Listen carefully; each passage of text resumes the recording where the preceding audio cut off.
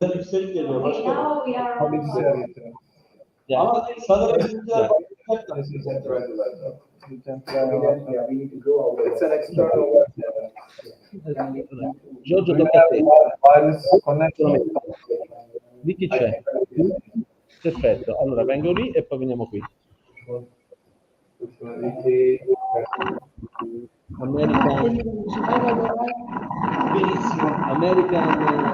American style.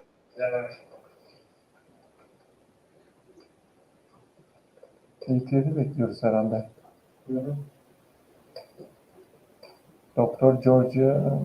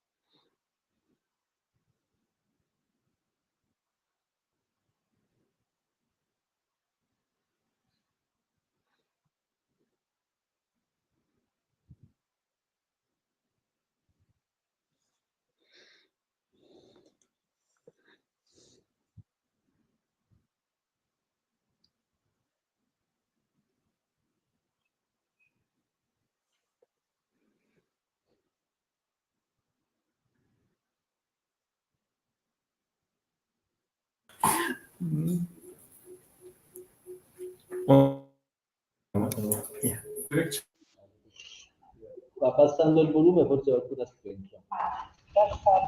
Scusa tanto, grazie. Si sente? Siamo online, vediamo se Luca risponde. Dai, iniziamo. Good morning, welcome all. I am Giorgio Maracchioni, the president of ITS Academy, the national institution. Then we are working in the pharmaceutical sector. We are 8 foundation in Italy for life science, specific in Latium, Toscana, Lombardia, and Trentino Alto Adige, Sicilia, Toscana, and Piemonte. We are very happy and open the discussion with Türkiye because we can find agreement to exchange the students for certification, the skills, and we are together very interesting to exchange for the students, for the teaching, for the startup.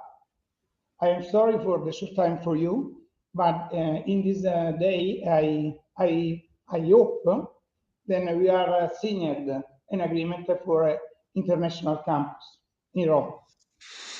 So I am up to host here only meeting, and I send you the good luck for this day. Okay. Thank you very much. Allora, qualcuno che ti serve, ti lascio, c'è dei ragazzi di là, qualcuno che e c'è l'Alberto che... Prego.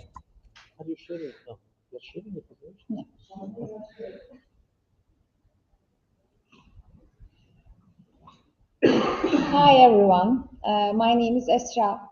I am an expert in VQA since 2009 in testing and certification department. First of all, thank you for having us. Thank you for giving us information about Italian system, and thank you for listening us right now. I will give some information about VQA, what are we doing, where we came, and where we are going, where we are planning to go.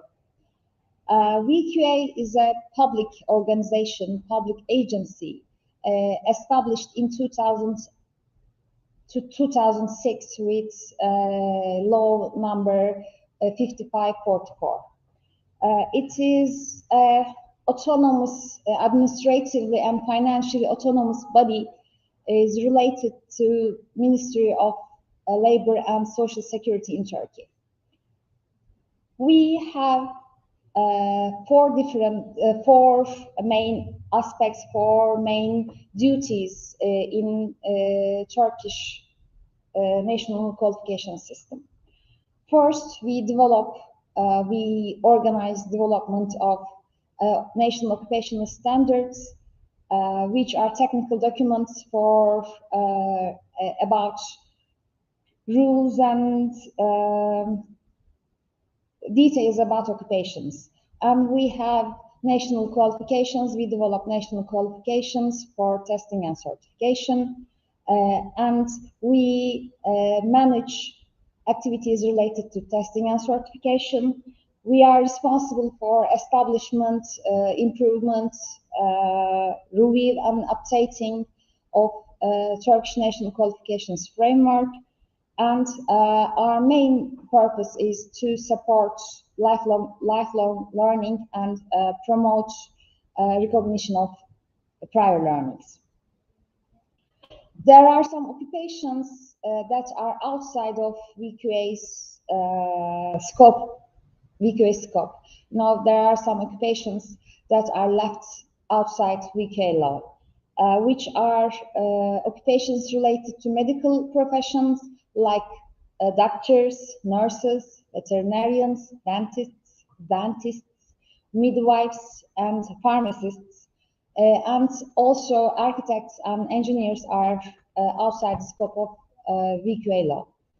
And furthermore, occupations that require at least a diploma on a bachelor degree diploma and which have entry requirements regulated by a law. We call them regulated occupations, and there also is outside the scope of VQA law, like lawyers, notaries, that kind of occupations are also outside the VQA law. Our structure is participatory. We have a participatory approach in management. We have public sites, we have employer sites, and we have employee sites in our structure. We have a general assembly that consists of ministries, public institutions, professional organizations, trade unions, and employers' unions.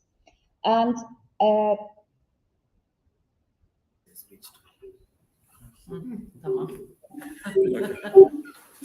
You put it on. Esra, sorry for the interrupt. sorry. Can you hear me? Efendim? Esra, can you hear me?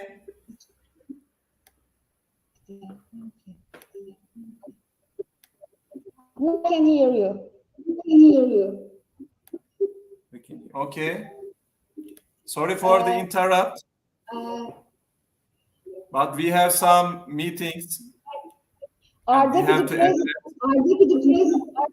president wants to say something, so I will take a pause and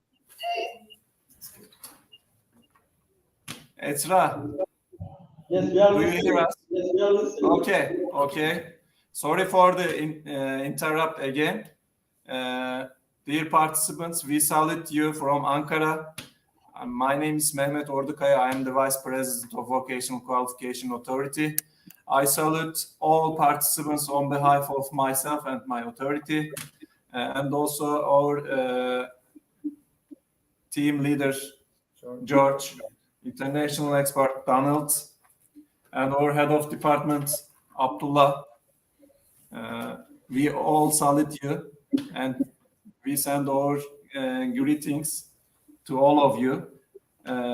Since we have some arrangements, meetings, we could not attend the whole meeting. Sorry for this.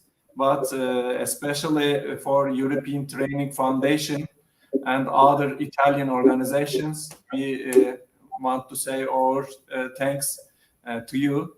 It is written here, but our Italian study visits institutions list: ETF, Unial Industrial Pisana, ITS MITA Academy, Luis, Simea, ITS Academy, INEP, Fondimpresa.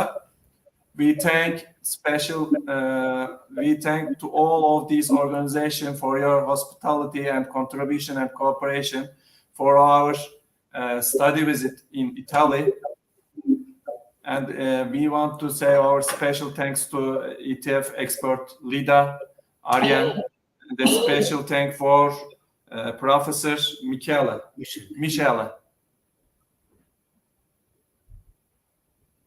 Thank you. Thank you. Thank you very much. Great meeting. We have to leave. We are waiting all of you to Ankara if it's possible.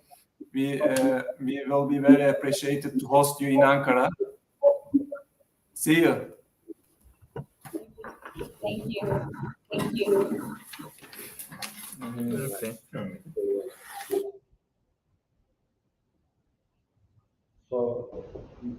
So I will go on. As I said before, we have a general assembly with members of public side, employer side, and employee side.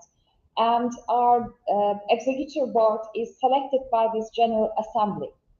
One representative from Ministry of Labor and Social Security, one representative from Ministry of National Education, one representative from Council of Higher Education, one representative from trade union confederations, one representative from employer union confederations, and one representative from professional organizations.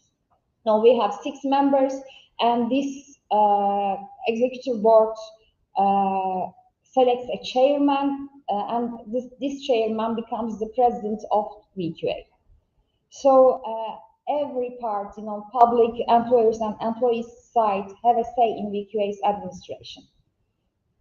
And VQA is also a financial and administratively autonomous body, so we don't get funds from central budget. We have General Assembly members who are paying us yearly fees, and our authorized certification bodies also pays yearly fees. We get income from our audit functions and certification functions. So this establishes our budget. No money from central budget. There are 3 basic components in national qualification system. First, and the main component is national occupational standards. We call them OS or NOS. And we develop national qualifications based on those occupational standards for testing and certification. And then we authorize testing and certification bodies which carry out activities related to testing, evaluation, and certification. What is an NOS? What is a National Occupational Standard? National Occupational Standard is a technical document which determines the minimum norms related to those occupations. It requires knowledge, skills, and competences for an individual to be considered as a worker, as a skilled worker. So it contains 3 parts: knowledge, skills, and competences. It's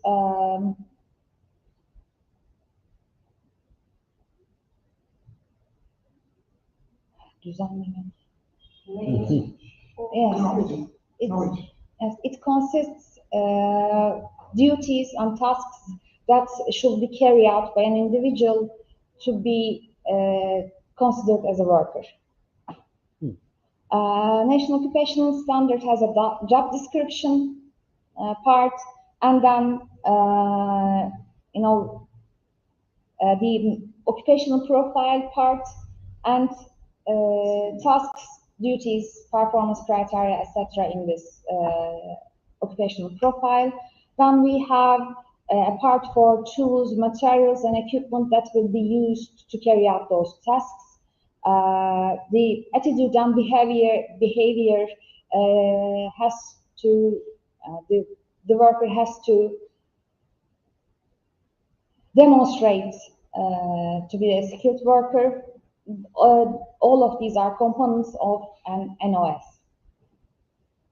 We develop NOS with participation of non-profit organizations or other professional organizations. No, we don't actually prepare them, but an organization which is volunteer to prepare occupational standards just applies to us. They have to have a certain amount of, person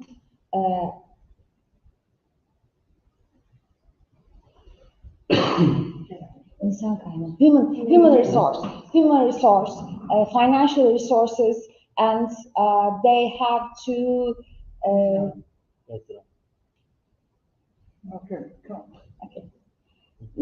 They have to represent their respective sectors so that their works could be recognized in that such sector.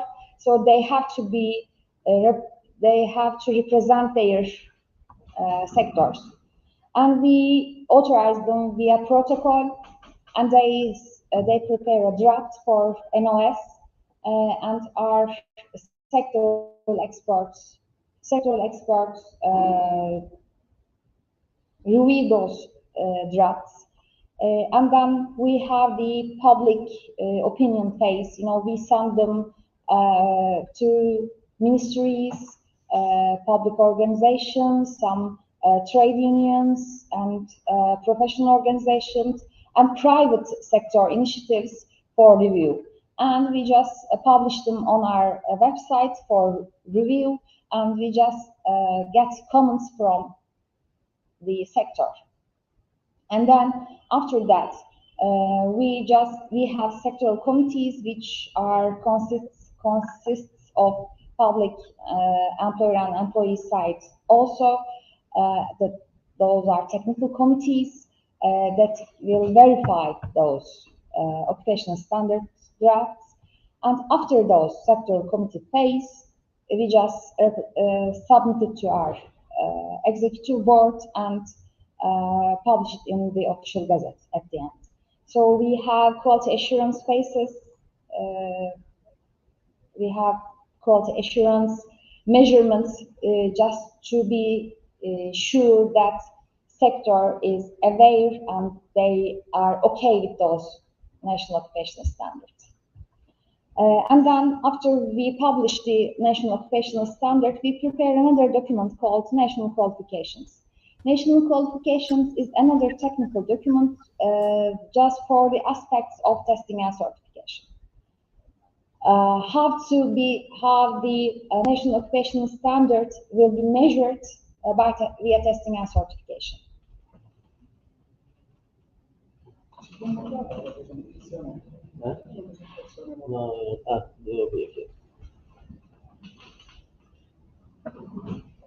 Okay, enough? No. There's more? Yes. Okay.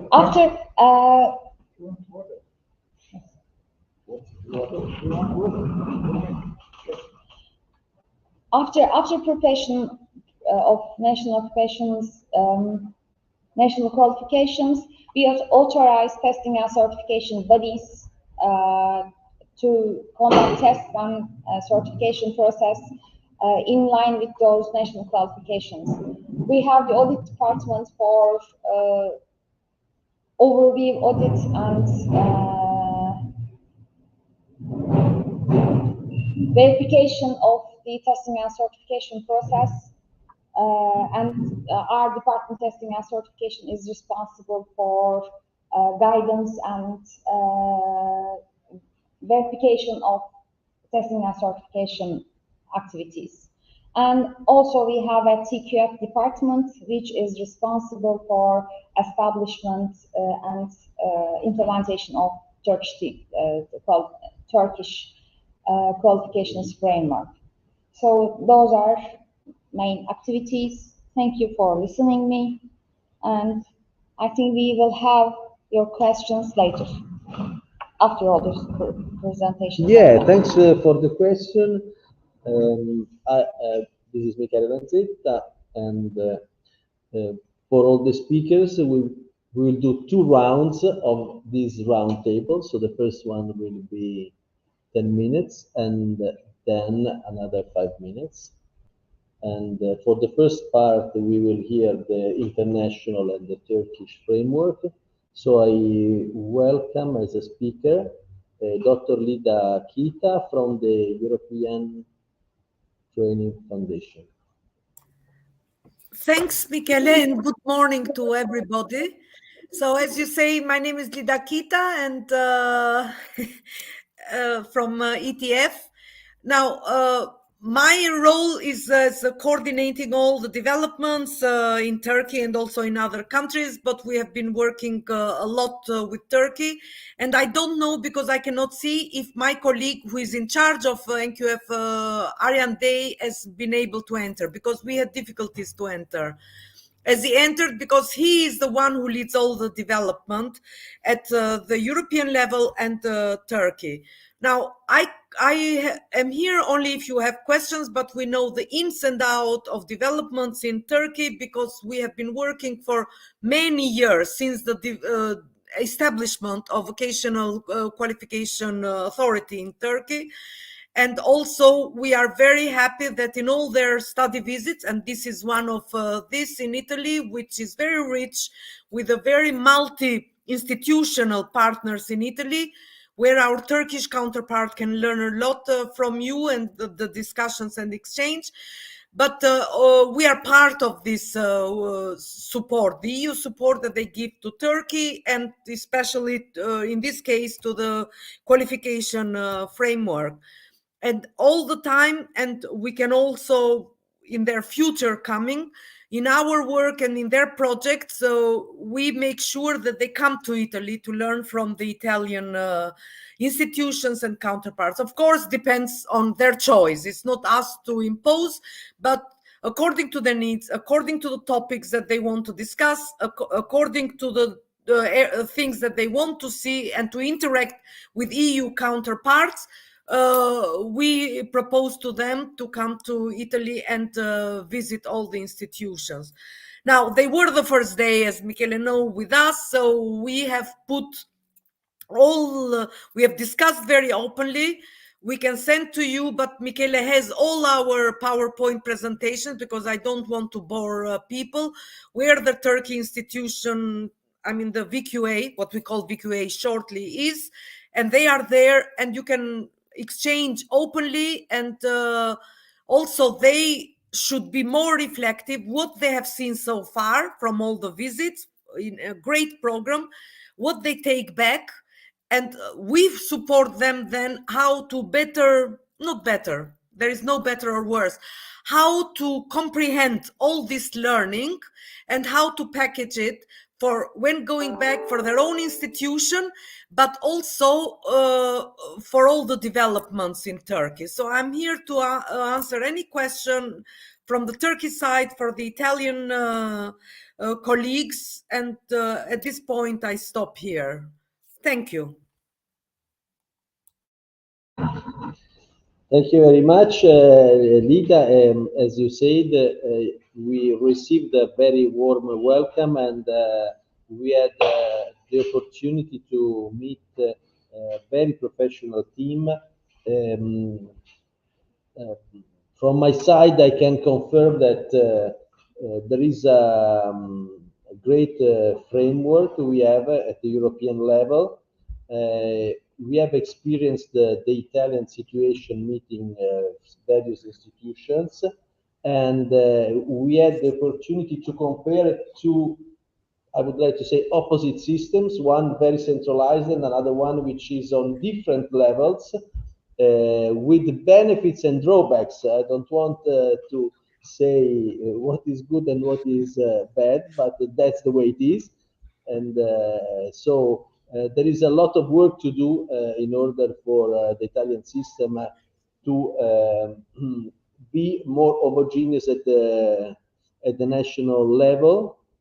I would like to give the word and start from the Italian side.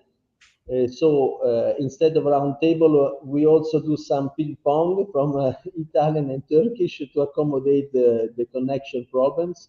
And I'm very pleased to give the floor to Dr. Saccà from Fondimpresa. So we start from the Italian national level. Dr. Saccà, very welcome. Good morning to all. I think my English is not good enough to speak in this language, so I ask to my colleague Dr. Piccirillo to translate my relation in English, and then I'll speak in Italian. Ok, grazie Gianluca. Thank you for this opportunity. Il sistema delle competenze e delle qualificazioni italiane si è evoluto dal 2013. So from 2013, the system for qualification and education has been developing in Italy. Attraverso un decreto legge che ha fissato la dorsale nazionale delle competenze e ha cercato di integrare un sistema abbastanza eterogeneo di creazione di profili professionali e titoli di studio curriculari. So there's a law that has tried to integrate a system which is very varied in order to achieve a unified system for certification. Abbiamo infatti i sistemi di istruzione curriculari che vanno dalle scuole professionali agli ITS e all'università. We have a course of study that goes from the high schools to Institute of Qualification and Teaching. Che sono finalizzati al rilascio di titoli di studio riconosciuti a livello legale. That will end up issuing certificates that are valid on a national level. Ci sono poi, si è poi andato creando anche sulla base delle indicazioni e delle direttive dell'Unione. And then on the basis of the direction that the EU has given, una serie di descrittivi relativi a professioni del mondo del lavoro. There are a series of descriptions of job skills in the job market. Che sono stati sviluppati fino ad oggi autonomamente dai 21 governi regionali. These skills were developed autonomously by the 21 autonomous regions in Italy. So they're trying to unify them. Questo perché la nostra Costituzione prevede che i governi regionali hanno competenza diretta in materia di formazione professionale. This is because the Constitution in Italy gives the regions full autonomy on determining what is required for education and qualification. Il sistema è attualmente in evoluzione e si sta cercando di dare una dimensione nazionale all'equivalenza di tutti questi descrittivi, che tra poco spiegherò come sono articolati. So on a national level, we are trying to develop a system in which all of these various certifications systems may have some descriptive equivalence among these certifications. Il sistema descrittivo delle professioni e quindi delle competenze collegate alle professioni, ai profili professionali. So the descriptors of job descriptions and of the connected skills in Italia sono classificati per settore economico e di attività e per mansione. So in Italy, all of these descriptions are classified according to the economic sector area in which the company operates. Per ogni profilo professionale, per ogni figura professionale, sono stabiliti una serie di descrittivi in termini di competenze e abilità. So for each professional profile, there are some descriptions of competencies, the skills, and the knowledge required for these professional profiles. Che definiscono uno standard con validità regionale, appunto, di conoscenze e abilità che l'individuo deve avere per svolgere quella determinata, per essere coerente con quel determinato profilo professionale. So all of these descriptions define a standard that will give validity on a regional level of knowledge and skills to be able to work in that specific area, in that specific role. Tutte le regioni prima del 2013 e dopo il 2013, in una logica di sempre maggiore coordinazione, So before 2013, all the regions, and then even more after the 2013, in which these efforts were more and more being shared among the regions, hanno sviluppato questi cataloghi che hanno raggiunto un livello di complessità e numerosità significativa, stiamo parlando di decine di migliaia di descrittivi di competenze, all of this has brought to formulating a catalog of skills which has been increasingly growing in all of the descriptions of the job descriptions that have accumulated up to more than 10,000 descriptors, job descriptions. in collaborazione con le parti sociali, le rappresentanze delle parti datoriali e dei sindacati, e anche attraverso indagini e studi di settore direttamente collegati alle attività di cui era necessaria la descrizione. All of these descriptions were given in a joint effort between trade unions, employer unions, and also sector studies connected to the work that was being done. Dopo il 2013, So after 2013, anno di uscita del primo decreto, è stato sviluppato a livello nazionale, siete andati ieri credo a trovare l'INAP. So after 2013, when this law came out, you also went to visit INAP, which is part of this project. Che è stato indicato come responsabile per lo sviluppo dell'Atlante del lavoro nazionale. So INAP was appointed as the responsible for the what is called the Atlas of Work, Atlante del lavoro.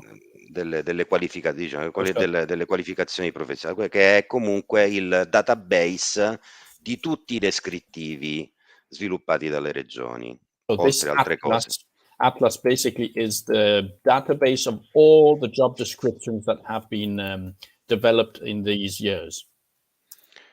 Questo database funziona attraverso una metodologia che tenta di stabilire delle equivalenze tra i vari descrittivi professionali, tra le varie competenze che compongono i descrittivi delle professioni in ogni regione. So this database tries to identify a methodology that establishes equivalences between skills that have been descripted and have been descripted by the regions. L'equivalenza delle professioni e delle competenze avviene attraverso un descrittore di livello più alto, un metodo iscrittore che si chiama ADA, area di attività, in cui individuando l'area di attività le regioni poi sono chiamate a collegare le competenze e i profili professionali che secondo loro corrispondono a quel tipo di descrittivo.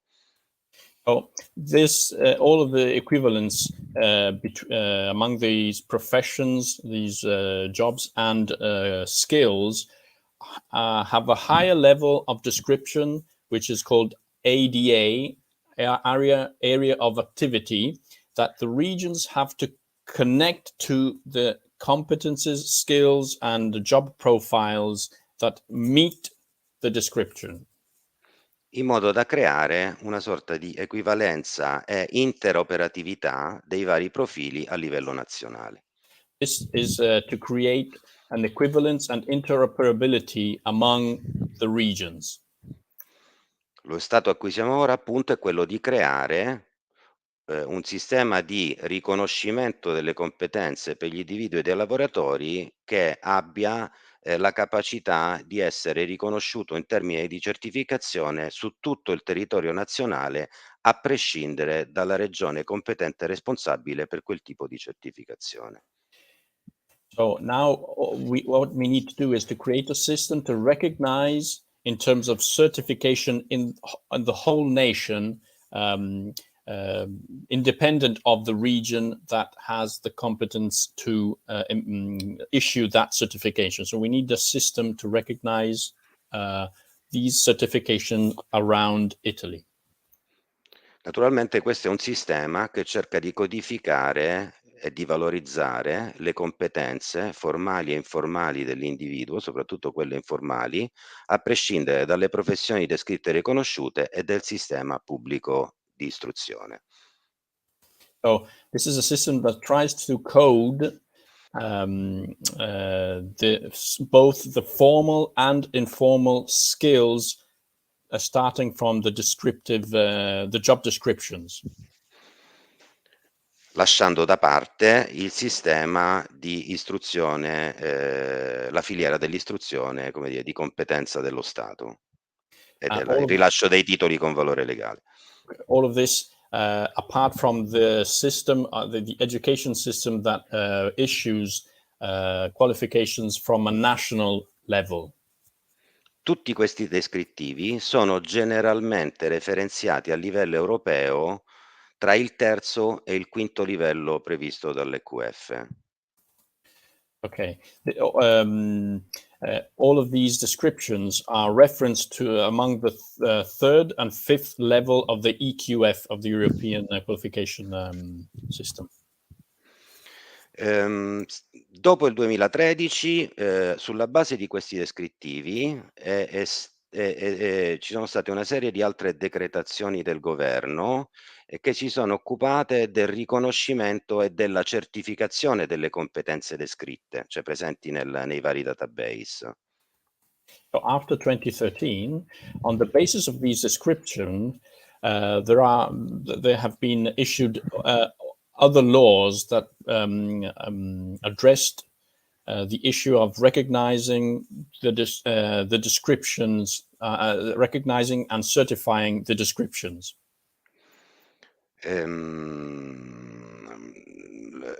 Lo Stato nazionale ha emesso una legge in cui riconosce che le regioni, a prescindere dall'università e da altri soggetti nazionali definiti per legge, individuino attraverso loro legislazioni particolari chi e come sia abilitato a certificare le competenze al singolo individuo / lavoratore. So the nation, the state, has issued a law that recognizes that regions, apart from the national level universities, regions have the duty to identify who is enabled to certify education, who is enabled to certify the education of people.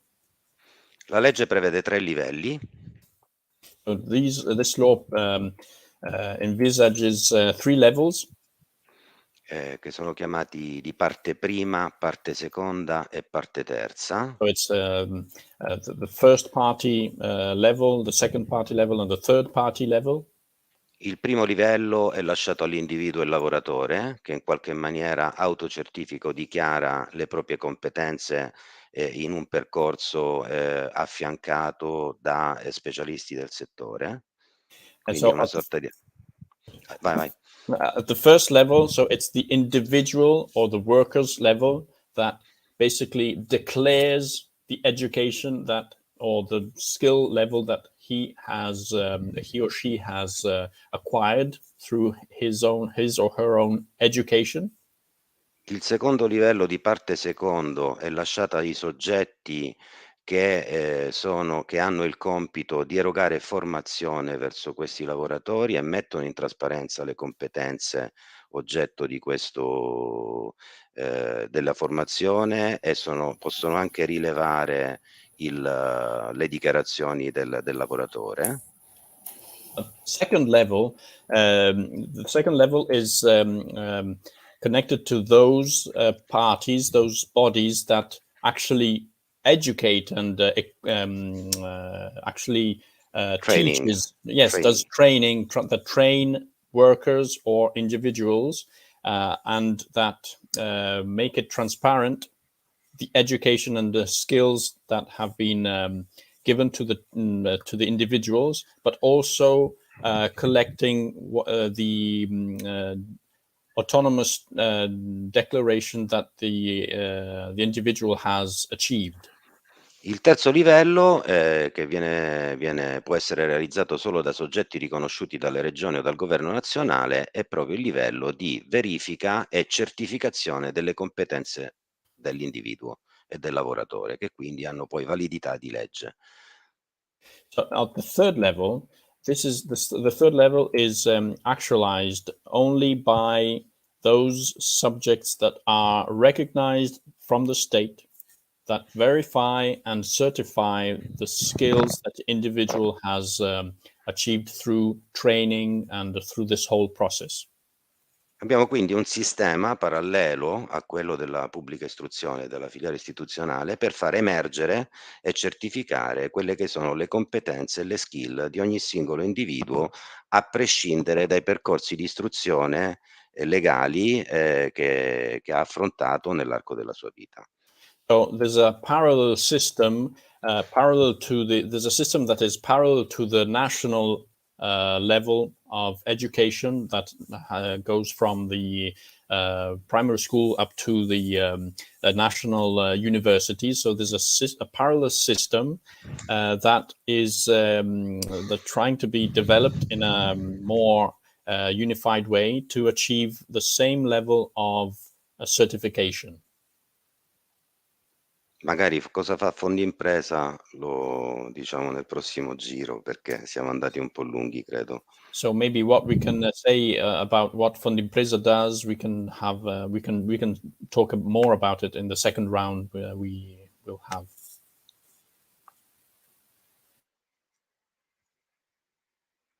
Microphone, Antonella. Many thanks, Dr. Saccà, for a very comprehensive presentation. And yes, please do introduce the role of Fondimpresa in the next round, because we have found out that it's a very peculiar component of the Italian puzzle, and it will be interesting to show some of the features of this mixed private and public system. So I would like to welcome now Dr. Tolga Erdoğan, as they taught me to pronounce. I'm very pleased because in this ping pong now we go back to Turkey, and considering his role in the Italian consulate of Turkey, so this double view on the two systems, I'm very pleased to hear from him about vocational education training experiences in Turkey, and maybe some connection to the Italian system, okay, or exchange opportunities in the work area. Many thanks. Salve a tutti. Parlo italiano così, ma I would like to speak English. I would like to share presentation.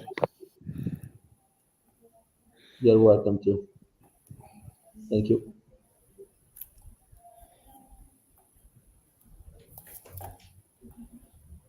Okay.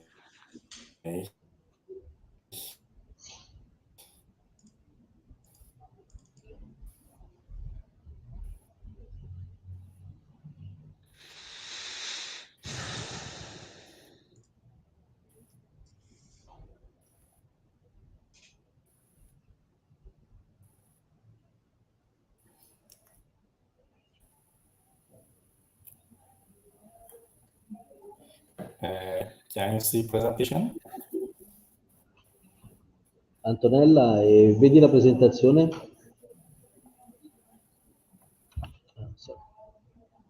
Process.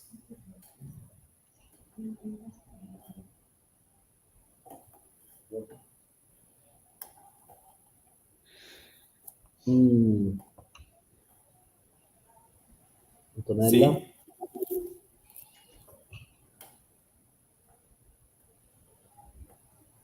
Maybe she's busy with some.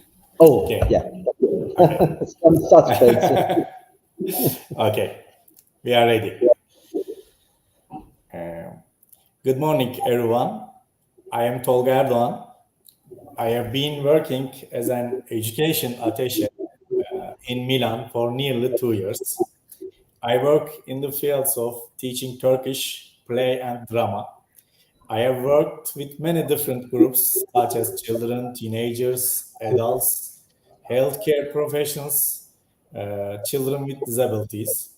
When I was in Türkiye, I worked as a teacher trainer on book compositions and on developing programs as a part of Big Test project. I also participated in many projects on teaching Turkish language to Syrian children, teenagers, and adults.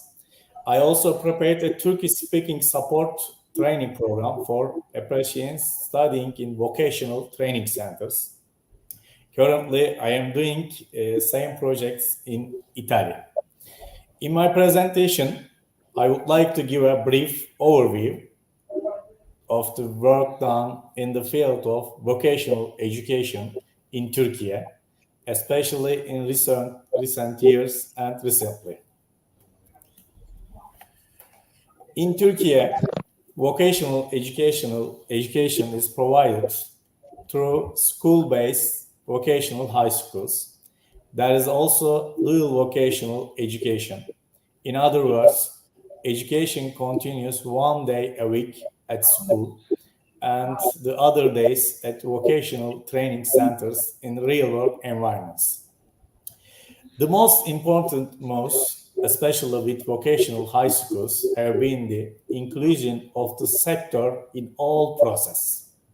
After the sector was included, the curriculum was updated and a new vocational education was built that emphasizes academic and generic skills specific to profession.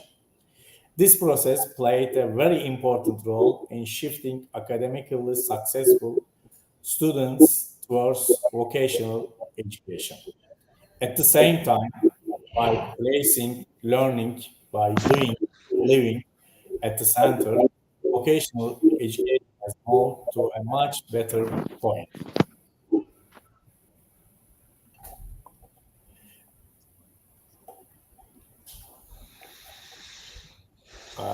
Turkey's most important turning point in vocational education took place in dual vocational education. At the end of 2021, a new legal regulation was introduced that created a very attractive mechanism for both employers and young people. After this legal regulation, the number of students in dual vocational education registered in vocational training centers in Turkey increased from 151,000 to 1,151,000 in a short period of years. There is no age restriction for vocational training centers in Turkey.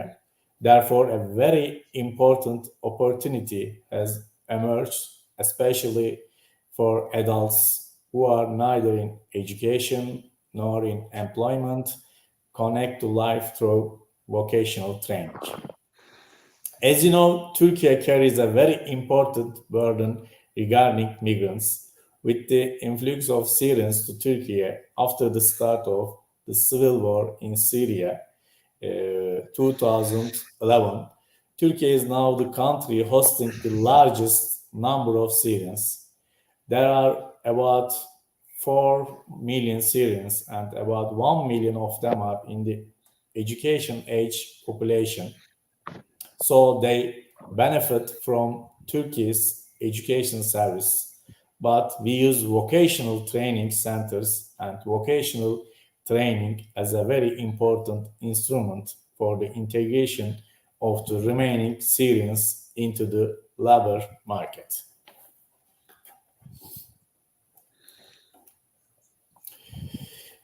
Now, I would like to share with you some of the recent activities in the field of vocational education in Türkiye. The first of these, vocational and technical education application platform MITA. The vocational and technical education implementation platform MITA promotion meeting was held in Ankara in cooperation with the MONE General Directorate of Vocational and Technical Education and UNICEF.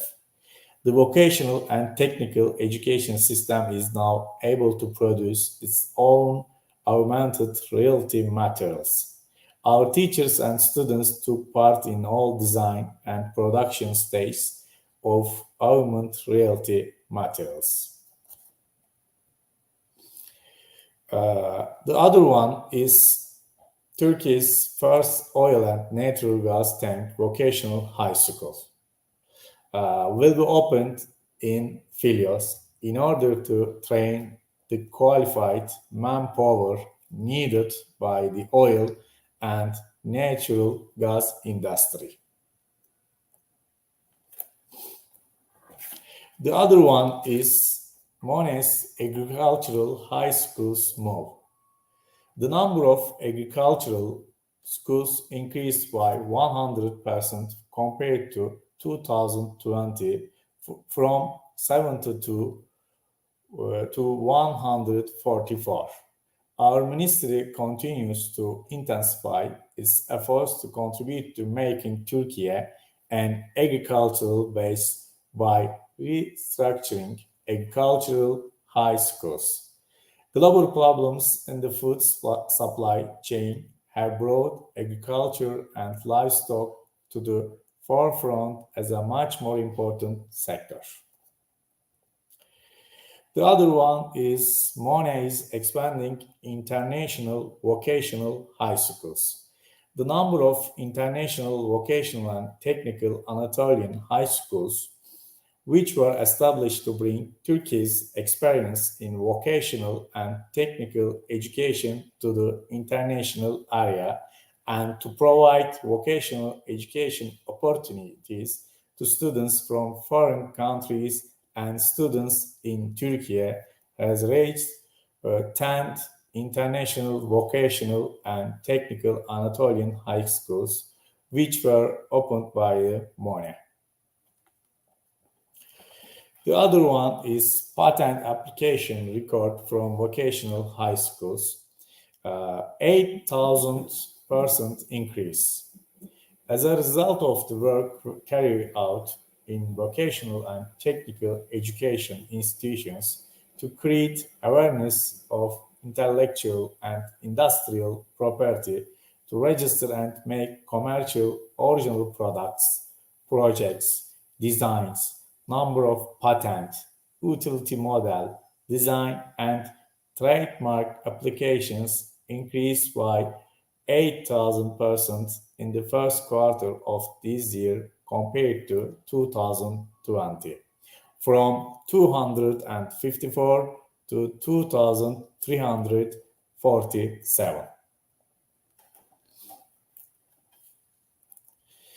The number of students in vocational education centers reached 1,376,000.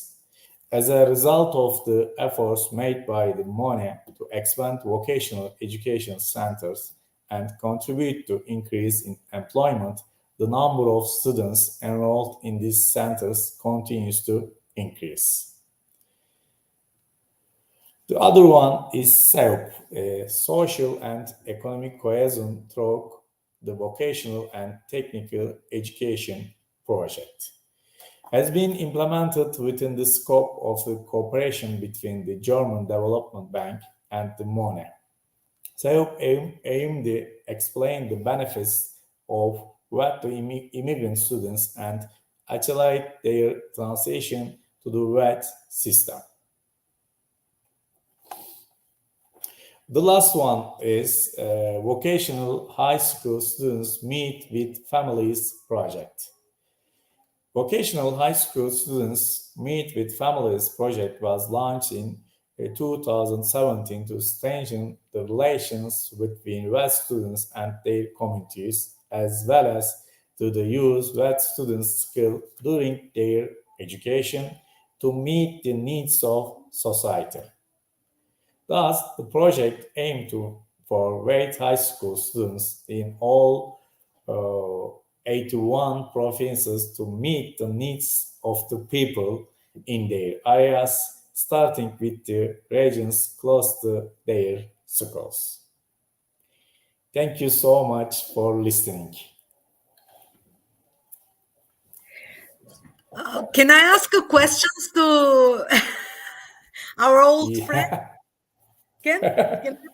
Thanks a lot for the presentation. It's just for one thing is also for the developments, yes, but also it's how we cooperate, for example, Turkey and the Italian system. Apart from the study visits, apart from, it's also a lot exchange is through the centers of VET excellence. As the Italian counterparts know, but also the Turkey colleague, Turkey is very active in the European Union programs with Erasmus, because also like Italy, they are a program manager, so they can call, and in almost in all their projects, when they look into this field, they have Italian partners, but not only for the VET schools, but also for the different levels, also level 5, and also a lot of cooperation, as you know, with the centers of excellence with the industry, because many Italian sectors are present in Turkey, but also many Turkey sectors are, and so it's a common, not only exchange, but it's good that the two systems of the country that kind of exchange, so they know better each other, because, for example, during the implementation of these Erasmus programs, there are some difficulties when it comes to the skills gained, and we all know, and what is recognition, precisely because there are two different systems in the sense of constellation, and this exchange, and maybe also to continue also with the other partners that you are present today, Michele, because we are talking of level 5, level 6, level 7, and in the end, all this work and the EU support, what benefit has for individual, for the recognition of all their learning at different levels. So that's all I wanted to say. So even if there are different systems, there is a lot of cooperation and this dialogue about the system, not to copy from each other. It's how to make them talk for the benefits of the individual and each country. Thank you. Many thanks, Lida, for introducing Dr. Tolga to this panel, and for pointing out the importance of exchange. So this delegation is doing Erasmus in Italy right now. And they are very welcome to come back, and we are very eager to go. Because Dr. Erdoğan introduced professional education, I think it's time to give the floor to Dr. Lorenzo Barbagli from MITA Academy, where all the women would want to go and take a souvenir, manufacture fashion, accessories and products. And so we are right now in Rome in ITS Pharma, and so we move now in the section of education. So we will listen first the word to the ITS schools. Later we will move to university, private, general purpose university, online university. And so, yeah, I started with this small section on Italian professional education. Lorenzo. Yes, Steve. Good morning to everybody. I'm really glad to be here today. Sorry for my not beautiful English, but I'm not usually working with English, so sometimes I lost some words. I'm trying to share my PowerPoint about our institution. Let me check if you can see that. Please give me a. Come ha scritto prima, ho visto prima, condividi schermo, metti subito schermo. Okay, it's okay. You can see my. Oh, this is not the right file. Sorry, I got to take the other one. Well, first of all, while I'm searching the right PowerPoint, I can start to tell you something about our institution. Obviously, I'm not an expert of the certification system, but I'm expert of the didactics of our institute. So I'm here to present our institution. We are, first of all, we are a foundation institute created by the Ministry of Education. As Dr. Saccà tells something about our certification systems, we are second part system of qualification. And we made our work directly in connection with the law, with the Italian law about instruction and about the Ministry of Market. I didn't find the right way to share my PowerPoint. I'm sorry. Try to find it. I don't know why it doesn't work.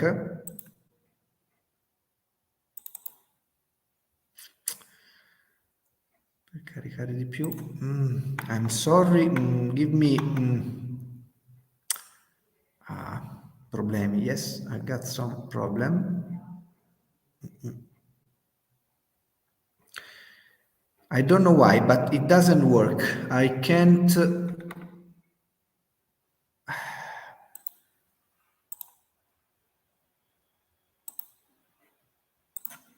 I don't know, but allora.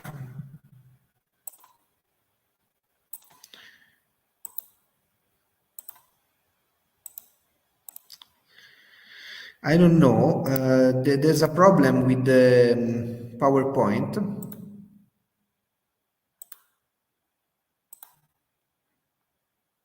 I try one more time.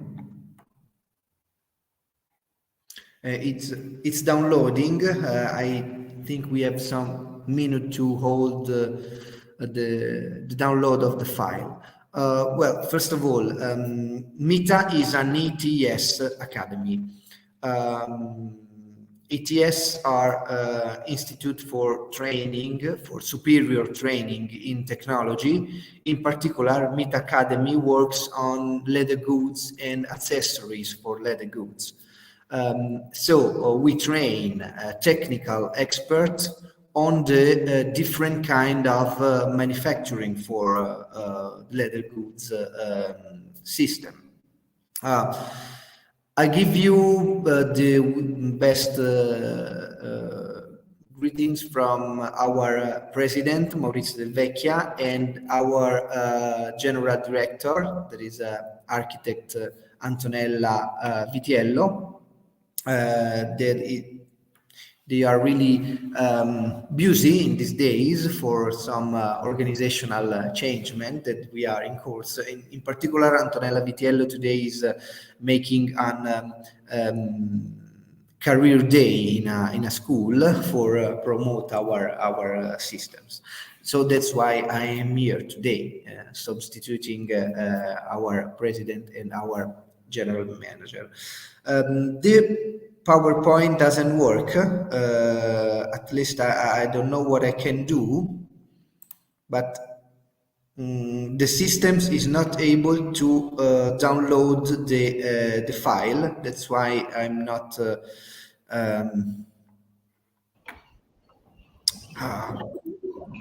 In the interest of efficiency, I suggest that while you solve the problems, we start with the next presentation. I'm very happy to welcome Professor Caterina Rizzo, who is present in the room with the delegation and accompanied us in part of this weekly study visit. She will introduce herself and the university.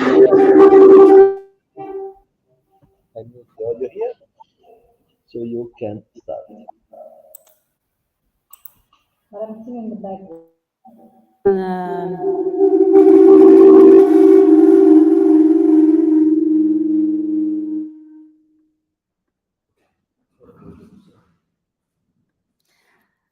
I'm still in the background. Oh, perfect. Thank you so much. Sorry, I can't see myself. Perfect. Can you hear me? Everything is fine? Okay. Looks like. Okay, thank you so much. I will also try to share my screen in order to be able to present everything. So thank you very much for the invitation, and thank you very much for giving me the opportunity to give you a short brief of what's going on at the university level. And I really thank Michele also for the invitation, and the Turkish delegates for being here and for this activity and for this exchange of experience. Perfect. I don't know if you can see the presentation. Okay, great. So thank you very much. So what I will present here is a little bit of a flower of what the University of Pisa is offering for, of course, general training, advanced training in general, but in particular with the lifelong learning. That is one of our key new, let's say, goal to be reached in the future, as this new position as a delegate of Rector was one of the first time introduced in the University of Pisa, because the new dean in the University of Pisa has been appointed in November, so very, very shortly. The dean, I don't know. Dean is American, Rector is a European. I don't know. But in any case, just to give you an idea of where Pisa is positioned around the academic rankings at an international level, we are one of the, in the first ranking of the first 200 university at the international level, and in particular in Italy, we are in the amongst the top 3 to 7 university in Italy, in particular for some specific, let's say, courses. We'll see what, and in particular for mathematics, for physics and astronomy, for library information management, there is another very important aspect, and for computer science and engineering and information system. Of course, Pisa Campus University has a long history. Was founded in 1343. So one of our, let's say, most important teachers inaugurated in the Pisa University is Galileo Galilei. So the science started, we can say, in the University of Pisa. We have now, in the actual time, 20 departments with 13 museums, 17 libraries, and more than 200 laboratories, approximately 300 laboratories. And we have also campus in Lucca and Livorno, that are two cities surrounding Pisa in the province of Pisa. So we consider the campus university as one of the biggest, with more than 50,000 students included in the campus. So it's a huge, let's say half of the population of Pisa is made by the students that are in the Pisa campus. As you can see here, describe the areas, the main disciplinary areas that are agriculture and veterinary science, mathematical and physical and natural science. We have also humanities and health science included, like medicine. I'm a medical doctor, and so medicine is also included in the health science. Of course, engineering, as Michele is representing here, and the social sciences that are also part of the disciplinary areas, large disciplinary areas in the Pisa surrounding. And within this, we have also lifelong training opportunities. These activities are mainly related, and as in all universities in Italy, but not only in Italy, also outside Italy, in the European and American areas, and are devoted, I don't know if you can see here from the screen, but there are mainly masters, but also PhD, specialized in schools, so for medical residents, for example. And also we have a lot of summers and winter schools that we have developed in the last years. And of course, we have also a sector devoted to the something that Michele also knows very well, devoted to the school teacher. So to the, of course, lifelong training of school teachers in order to increase and improve their knowledge, and according to the innovation, you know, that in teaching are developing in time. And also we have these advanced courses that we call corsi di perfezionamento and alta formazione and high standard formation that are included also in our activities.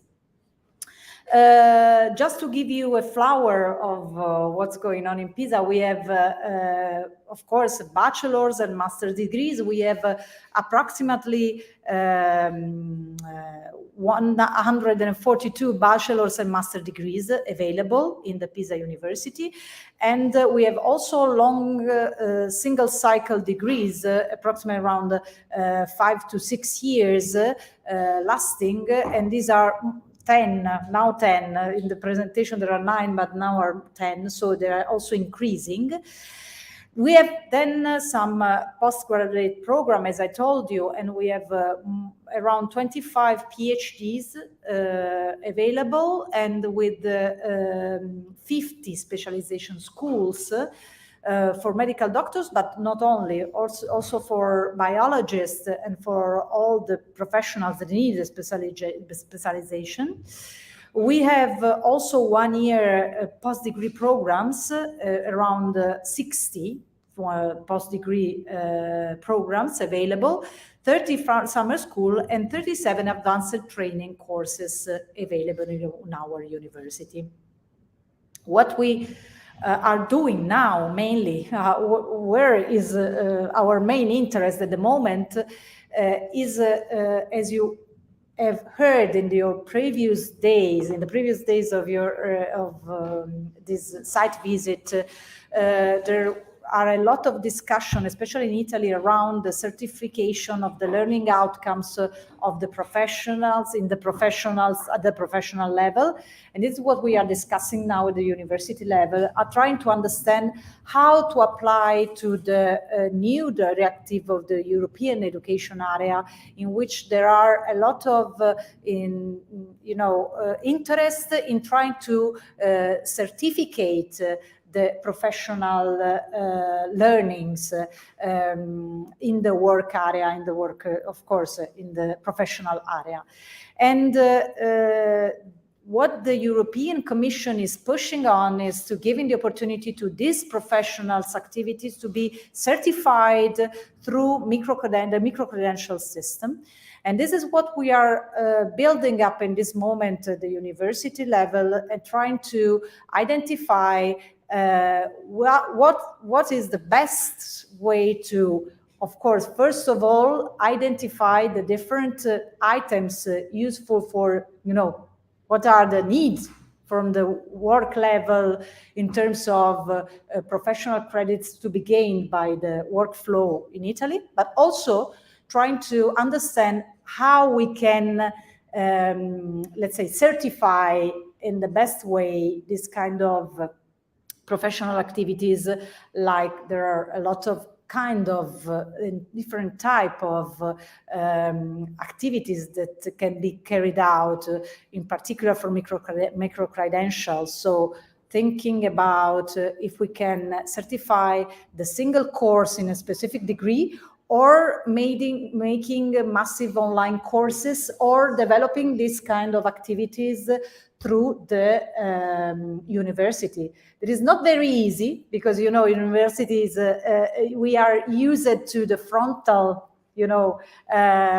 teaching and less with the e-learning and the massive course teaching. So there are very different type of courses. So we are now discussing how to do it. And I will tell you in my second part of the presentation, using a specific example with one of my skills. Of course, I'm a public health full professor at the University of Pisa. So we are trying to identify the competencies for public health professionals that, there are not only medical doctors, but are different type of professional in the public health area. So I will go through this in my second presentation. It's in the second part of my presentation. So thank you very much.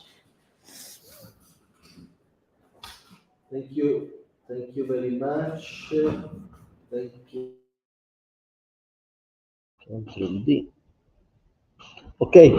Thank you very much, Professor Caterina Rizzo, for describing, for providing an overview of the University of Pisa, which the delegation has seen from outside, because we were located in Pisa in our tour. And so I think it's the right moment to hear Professor Settineri. Also, he has is busy with other activities, so he can stay with us only a short time. But I'm very pleased to have the opportunity to listen about another top school in our Italian system, which is represented by the technical schools. Thank you, Michele. Let me thank Antonella Ficini, who is doing a miracle on the backstage with all the connections. And so, yeah, let's go with Professor Luca Settineri, Deputy Rector from Politecnico di Torino.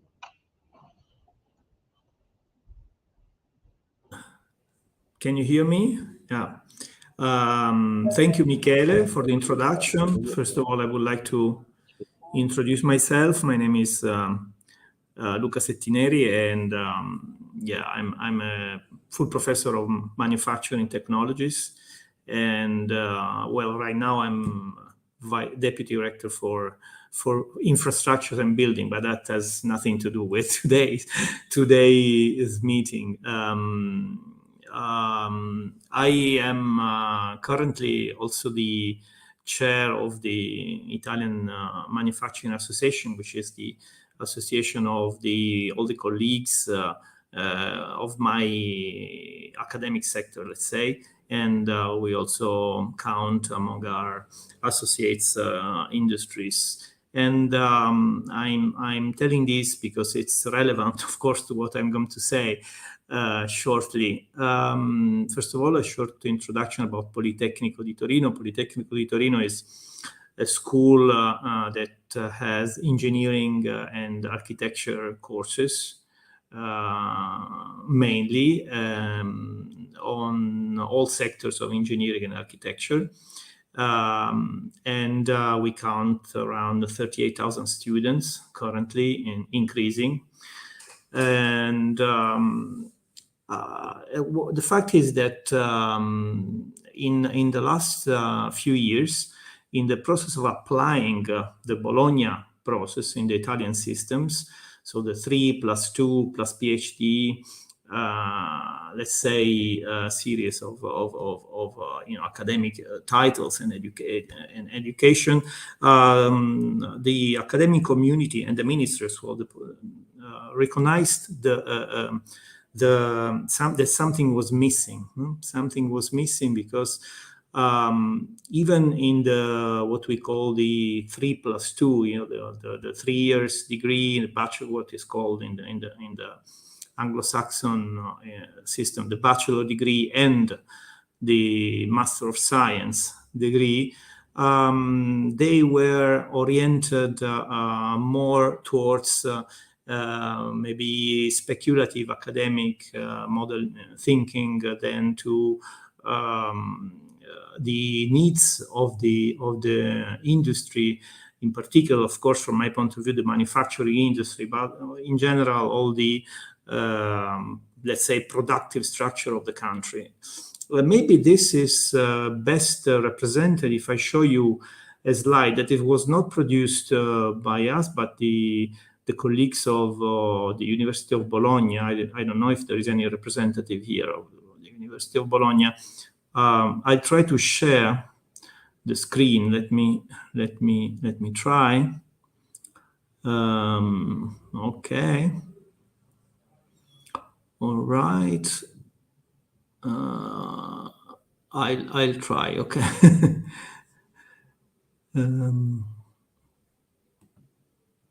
Here we go. Can you see the slide? Please give me a feedback if you can. Yes. Okay, thank you. Okay, this is interesting because, wait, maybe it's better like this. Okay. Okay. This slide is interesting because it tries, and I think it does it quite effectively, although it needs some interpretation.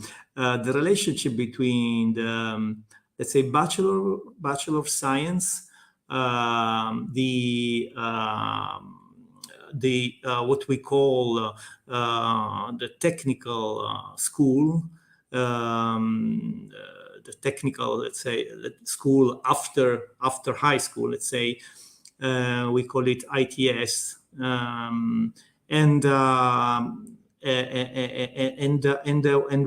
tries to explain what was really missing. This is a space that has 3 axes, and the 3 axes are the operational abilities. Of course, it's referred to the graduate people, to the young graduate people, the complexity axis, the blue axis, and the planning capabilities, the green axis.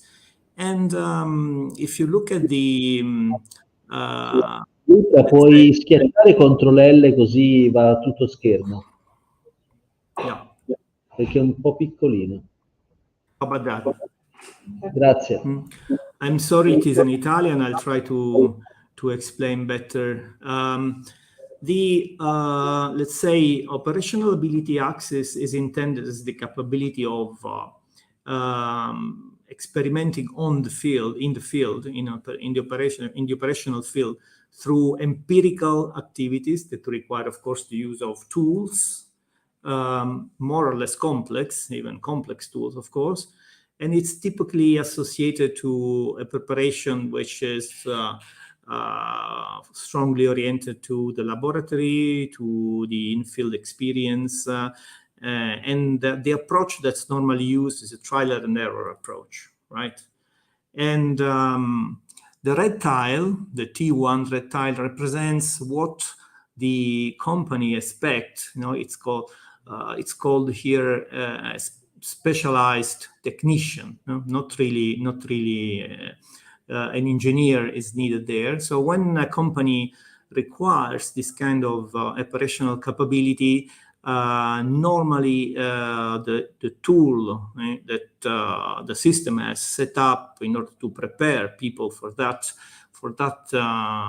capability is what we call this post high school technical school. It's a school of two that lasts 1 or 2 years, in very rare cases 3, and it's normally managed and organized by the Chamber of Commerce, by consortium of companies, and of course there is a lot of practice in there with very little academic, very little theoretical preparation, theoretical thinking. On the other hand, you have in the vertical axis, the green one, the planning capability, which sometimes is required for some kind of jobs, the capability of synthesizing the problems and to transform them in operational designs, in models, and to be able to develop models in order to be able to solve all these kind of problems. And of course, it is fundamental the knowledge of the specific sector and the tools that are available. And for that, of course, the academic requirement, the company requirements are, of course, very different. Now we need an engineer that is able to plan, and is able to design, and is able to manage models, right?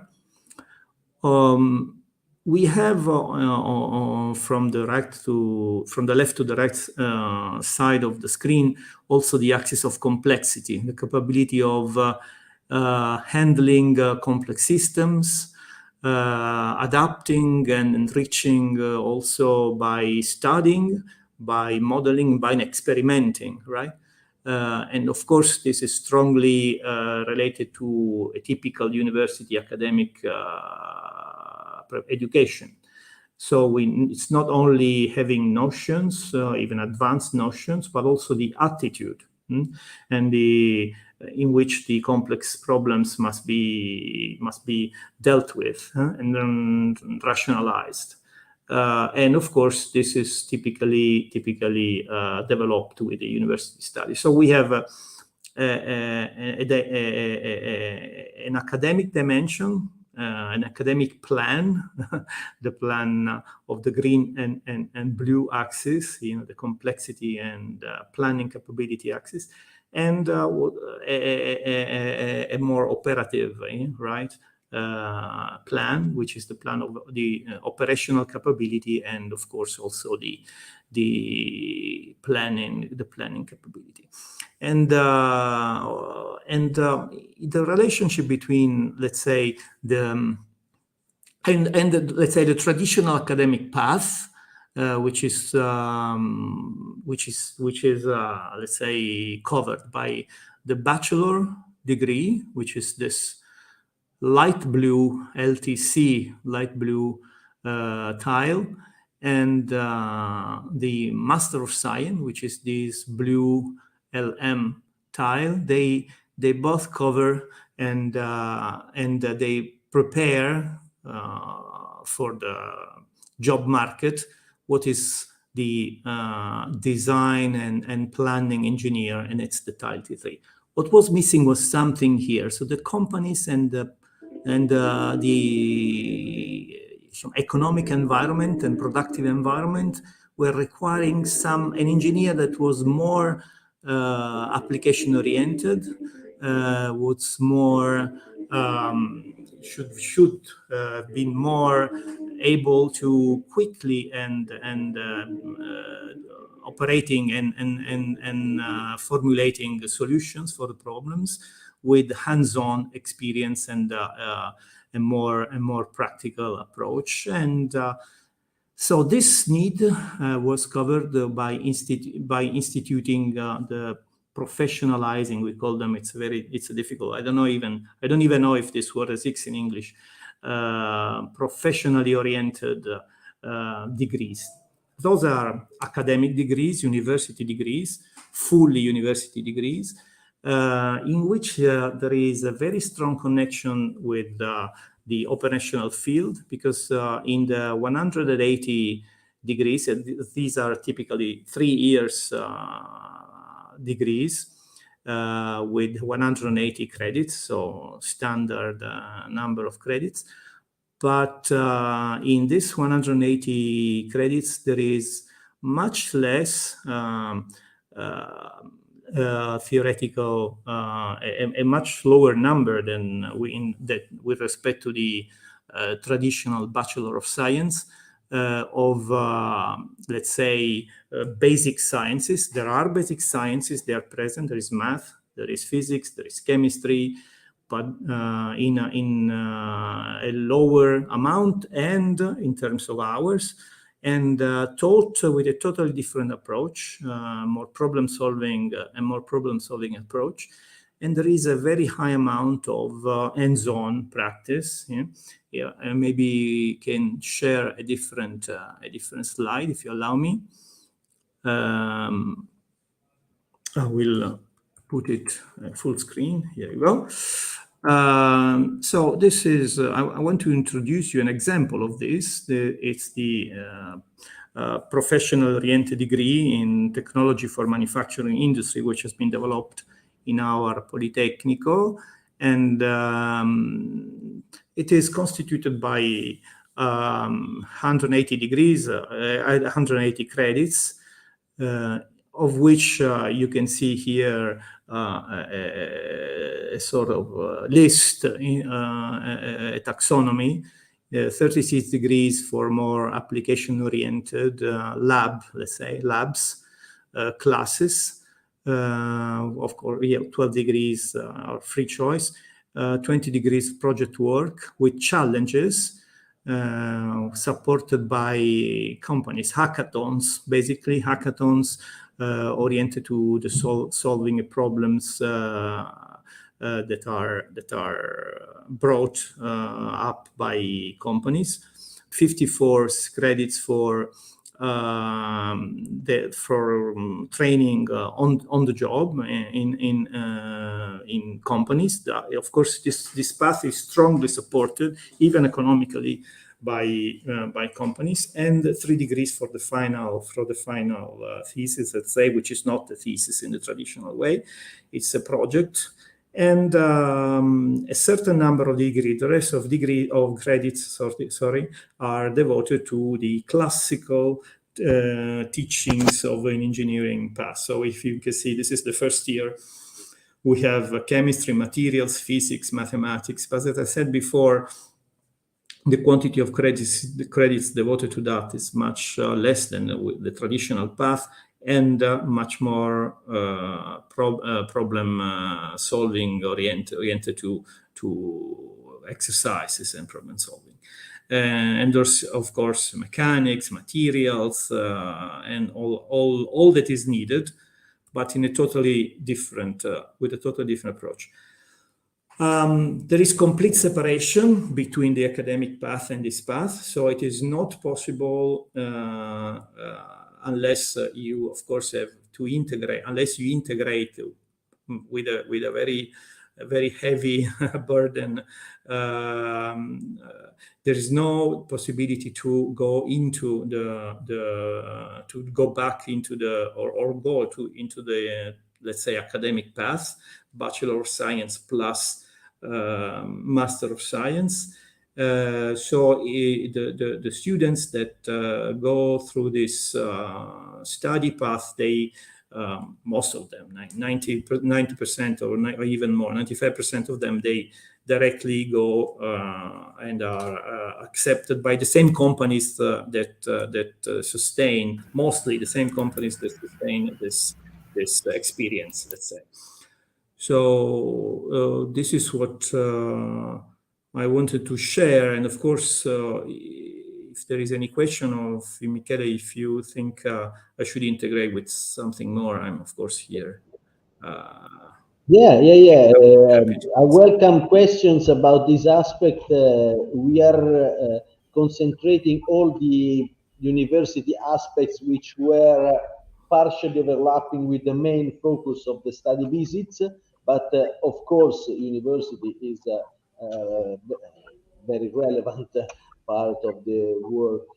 And so of course we had to let me add one thing. This experience of the professionalizing degrees or professionally oriented degrees, it's very recent in the country, and it was born like 3 or 4 years ago, and so it's we are slowly trying to focus it and refine it. And experiences like that are born in several universities around the country, and in several areas, not just, of course, manufacturing, engineering, in many other areas. And so I think it's a process is going to be last for a while. There's also the problem of the integration with liberal professions, civil engineers, and of course they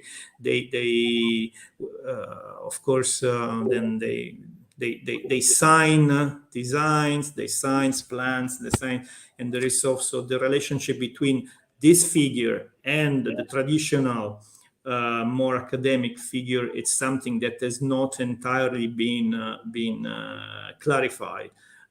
But it's an ongoing process. Let's say it's an ongoing process. And allow me to recall the point that you raised in the beginning, that university is too academic. So this is a way to put in touch the industry and the university worlds, which is not an easy task. Sorry, Michele, no, just because Arjen is in now, and because this is a big issue for Turkey too, and I would like Arjen just to make this linkage, because it's very important for the colleagues to hear more. So Arjen can explain more and what can be some learning processes here. Yeah, why not? So we go back on the Turkish side and European side, if you like. Arjen, do you accept the challenge? Well, I mean, sorry if I interrupt. As I said to Michele, I need to go back to. So I will stay a few minutes to listen about the topic that you're raising, and then if I will not disturb you anymore, and I say hello now. I think it was a very interesting presentation, first of all. And of course, it's a challenge when we talk about thinking about learning rather than teaching. It really raises a lot of issues about how do we build these pathways also in higher education. So I think that there are very many experiences that are relevant here, and I think this is a very relevant experience. So I think what it would be good to link these things. This is more the responsibility, of course, of the colleagues of the Council of Higher Education that are part of this Turkish framework. So there are and how to deal with these issues. One of the issues that we see also in higher education and also in Italy probably is that you provide quite big degree programs, and they are open to young people that have time to spend 3 to 5 years in education, but then adults, they need to be updated. You're dealing also with these issues. So the question is, could those approaches that make these linkages be used to provide shortcuts. And one of those is of course, the micro-credentials, which we've been discussing on Monday. The micro-credentials that universities also work on. Actually, they are initiated by universities. So I think it is very interesting because universities have a huge responsibility. They are awarding bodies. They are responsible for their qualifications. And that makes it quite different than from the work that our VQA colleagues are doing, because they work with sectors and they set national standards. And those are, let's say, to be implemented, although they work also with these assessment bodies. So I think very interesting how thoughtful this design is to find also these pathways, because we have to think more about lifelong learning and about the individual rather than the system.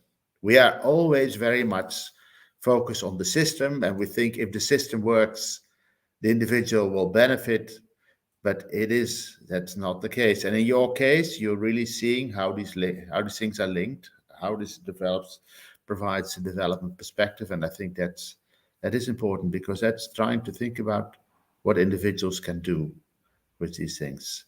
And of course, this is the design, but there's also, let's say, the experience, of that for students and how that will develop. So I think these things are going to become more and more linked to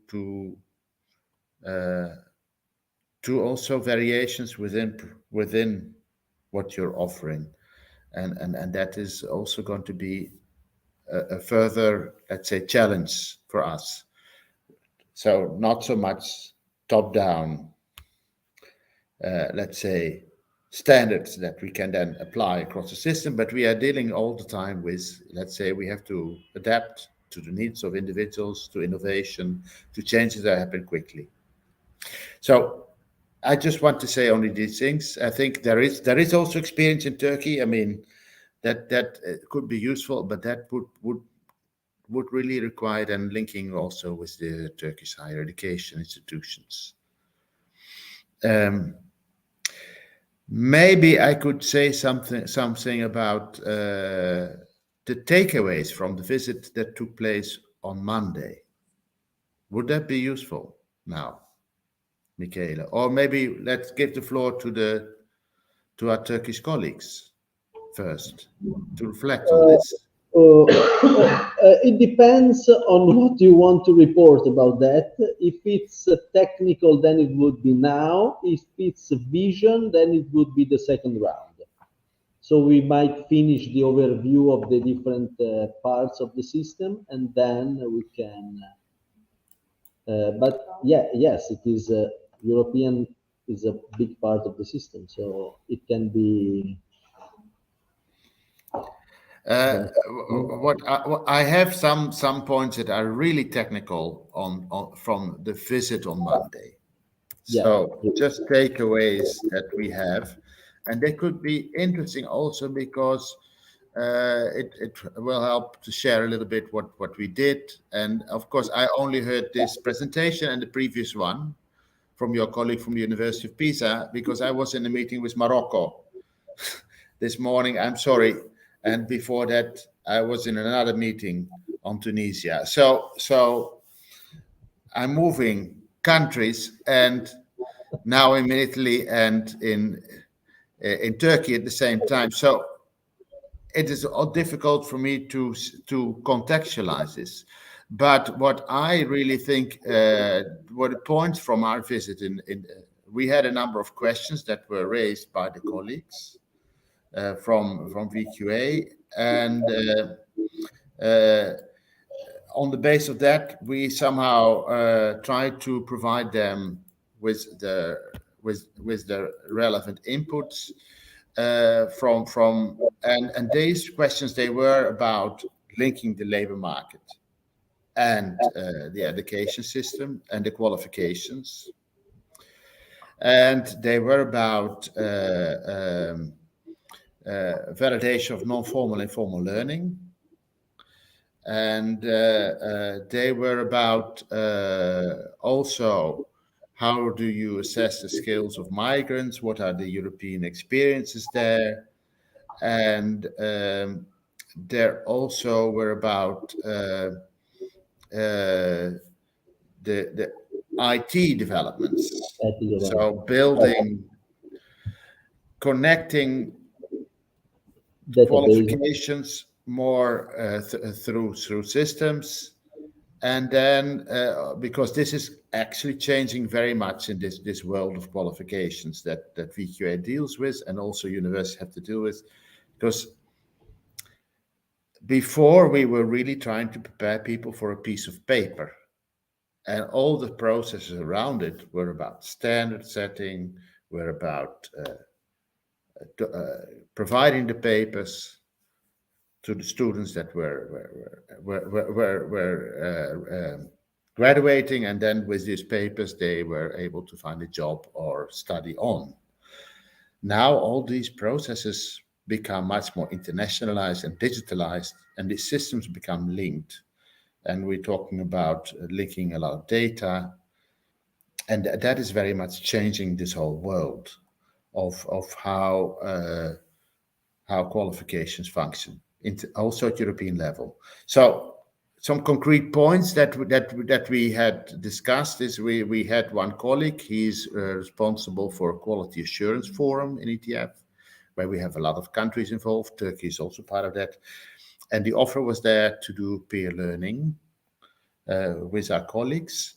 In Turkey, if there is a request to look at the quality assurance processes, quality assurance is very important within this whole framework of the Turkish qualifications framework, because it's really to try to get more trust in these qualifications. And quality assurance is seen as a way to do that. So the qualifications that become part of this Turkish framework, they need to be quality assured. So these quality assurance processes was one of the issues where this is. Then we had a discussion on the database that Turkey has of qualifications, the information that's available online, and moving this to the newest European data model. And then we discussed the use of ESCO. I don't know if you know ESCO, because you can see very clearly from these discussions, and this is also very interesting about this roundtable, is that what you present from a provider perspective or from a university perspective, and what we are working on from a European perspective, that they are quite far from each other, and we of course need to find these connections. So what is happening at European level is that there are a number of initiatives developed that will help us to link better data at European level about qualification, about learning, so that we can make these linkages also electronically.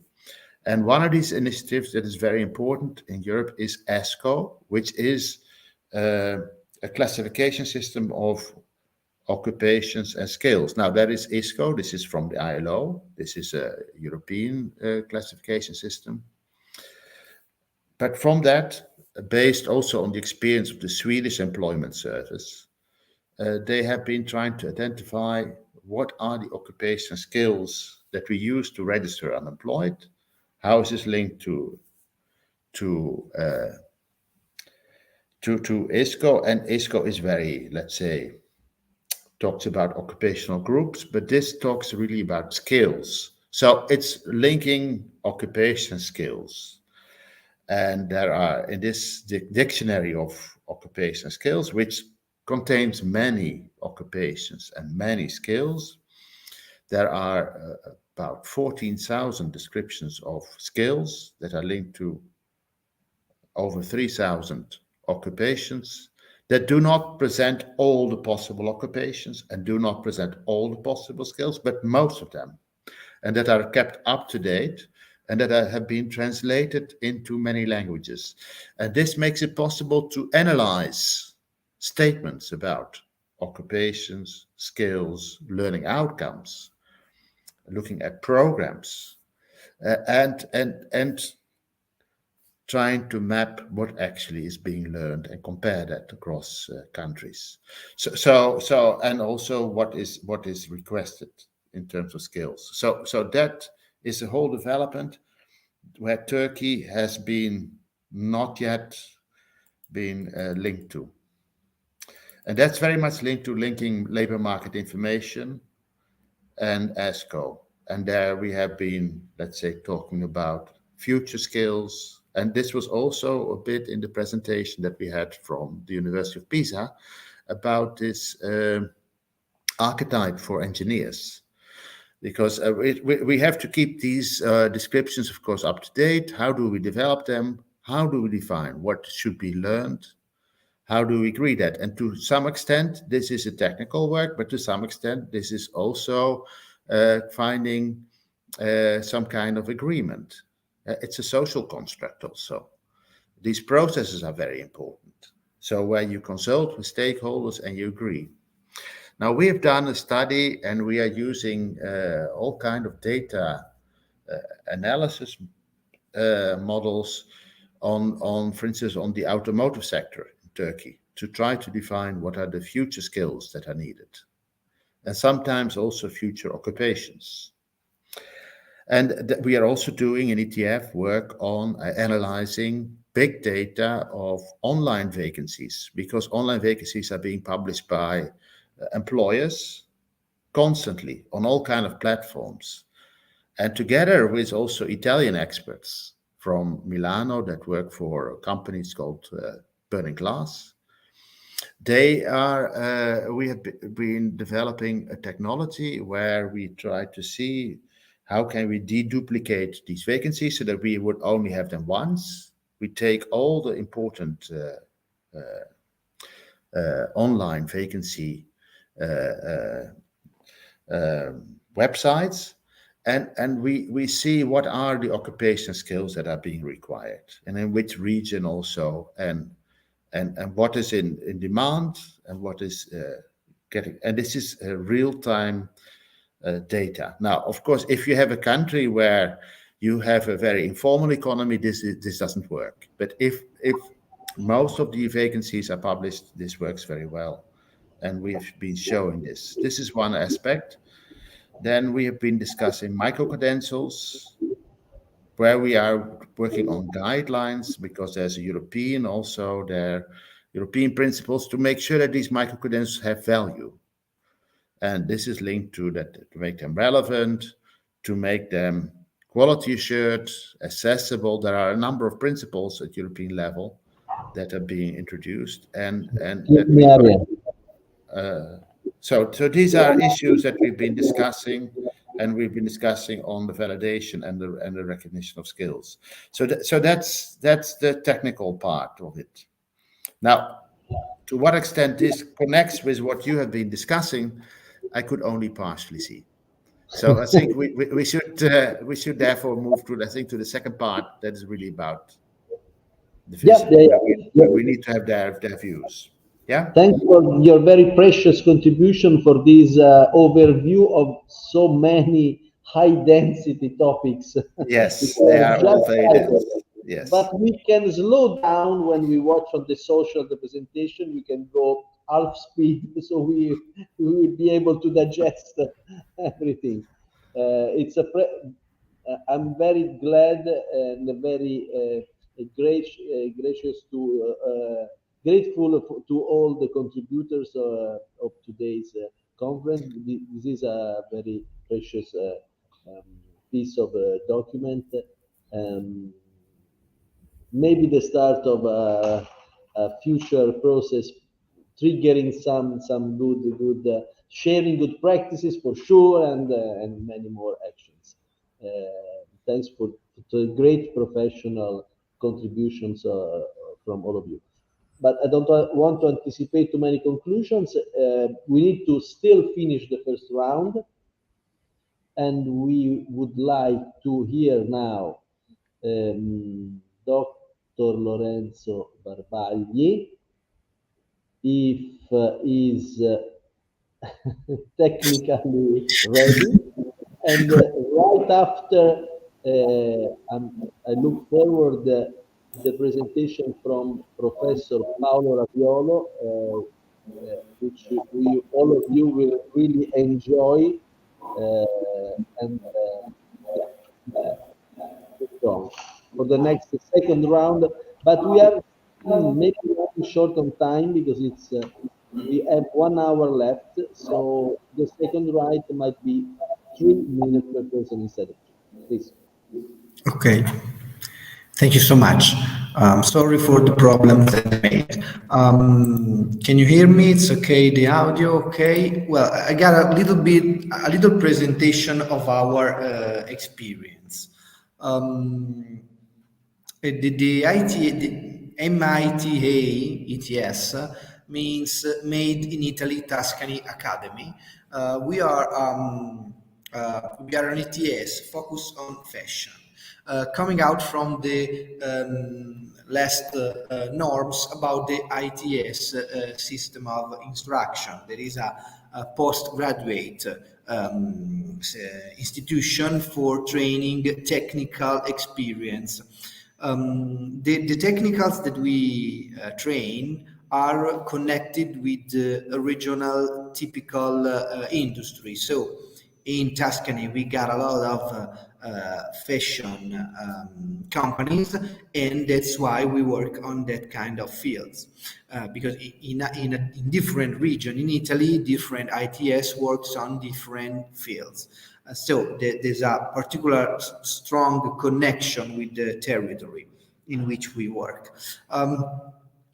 Here can you see the presentation? Yes, I think it's okay now. Okay, if nobody tells me nothing, so I think it's working. Magari concentrandosi sulle cose un po' essenziali. Sì, le cose aspetti, le slide tanto rimangono. See, okay.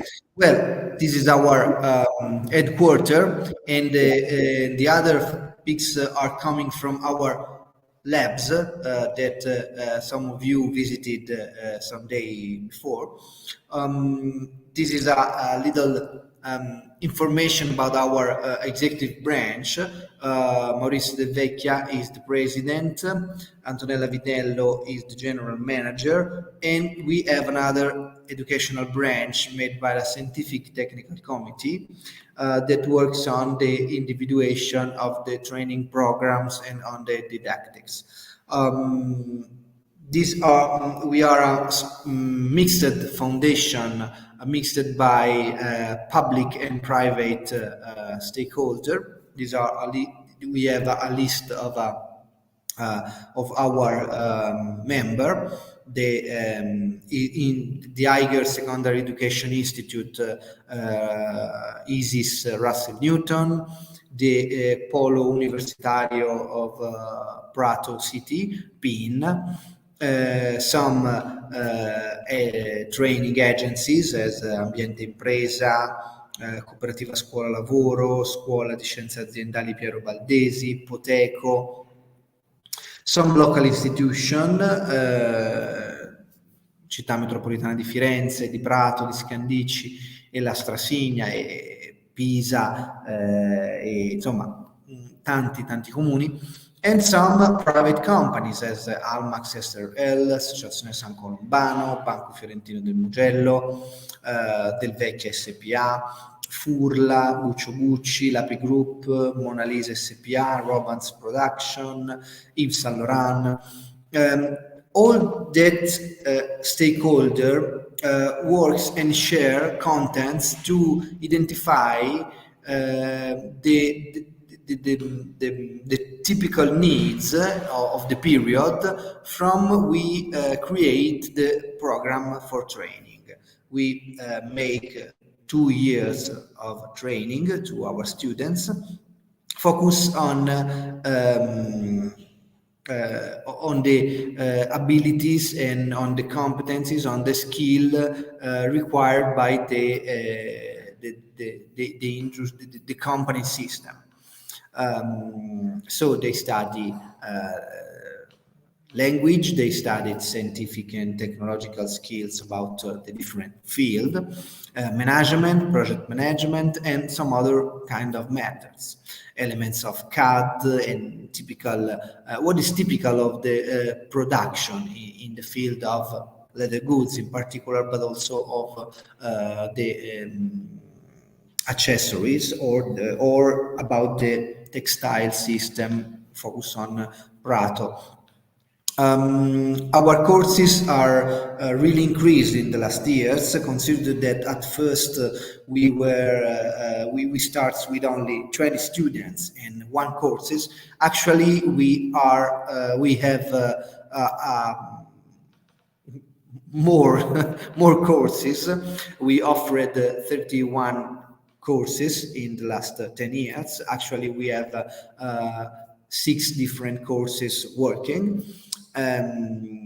So our experience is really increased in the last 10 years. We have a percent of graduates that is over the 95%.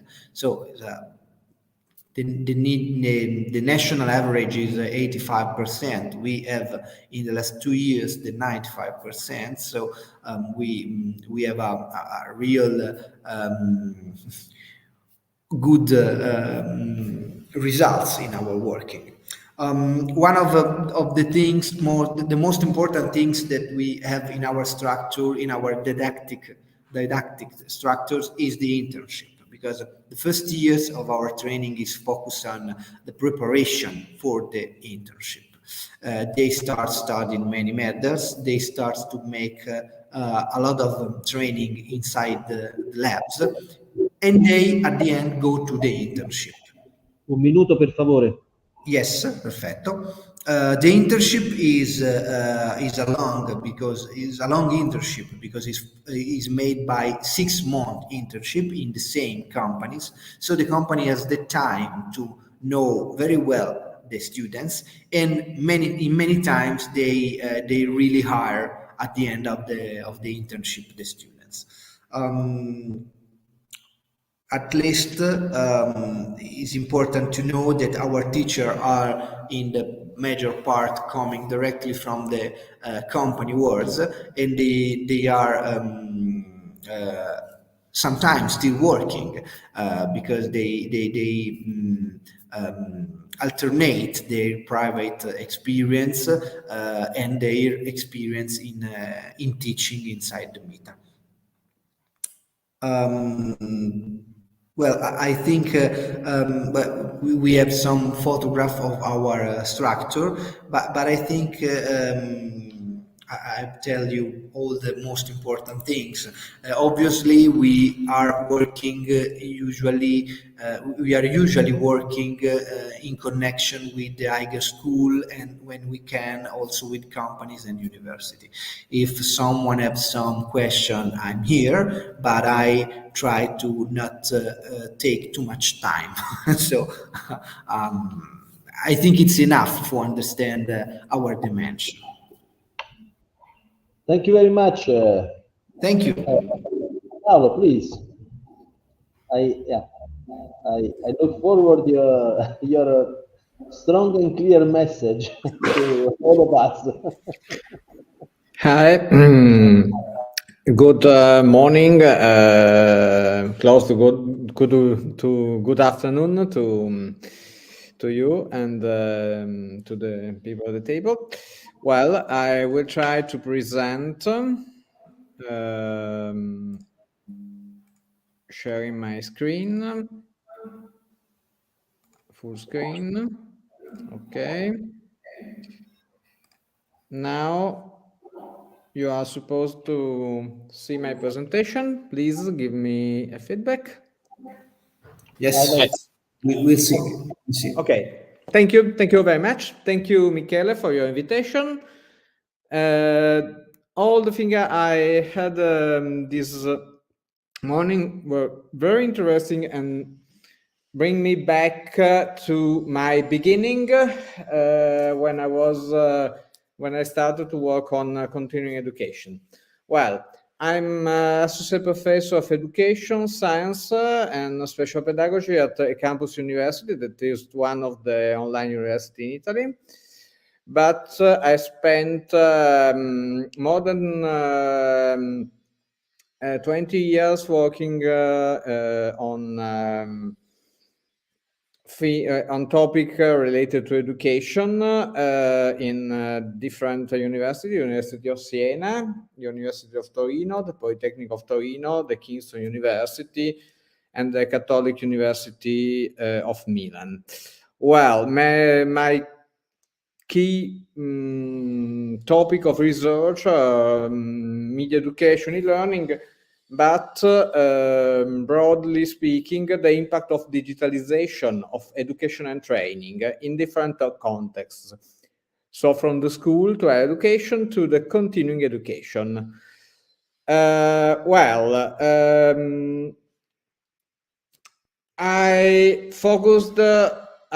choose to focus my presentation on the online universities in Italy. That is part of the university system in Italy. We have 11 online universities, over 96 universities in this country, and now we have 221,000 students enrolled in online university courses. Over 1.88 million students are enrolled in university courses in Italy in 2021-22. I have to say that not all the online university courses are held by online universities. Even some traditional presence university have online university courses. And we have, since we talk about continuing education and lifelong education, we have more than 120 online bachelor master degree courses active at the moment.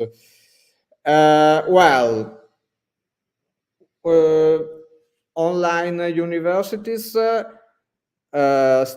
from 2004-2005 and represent now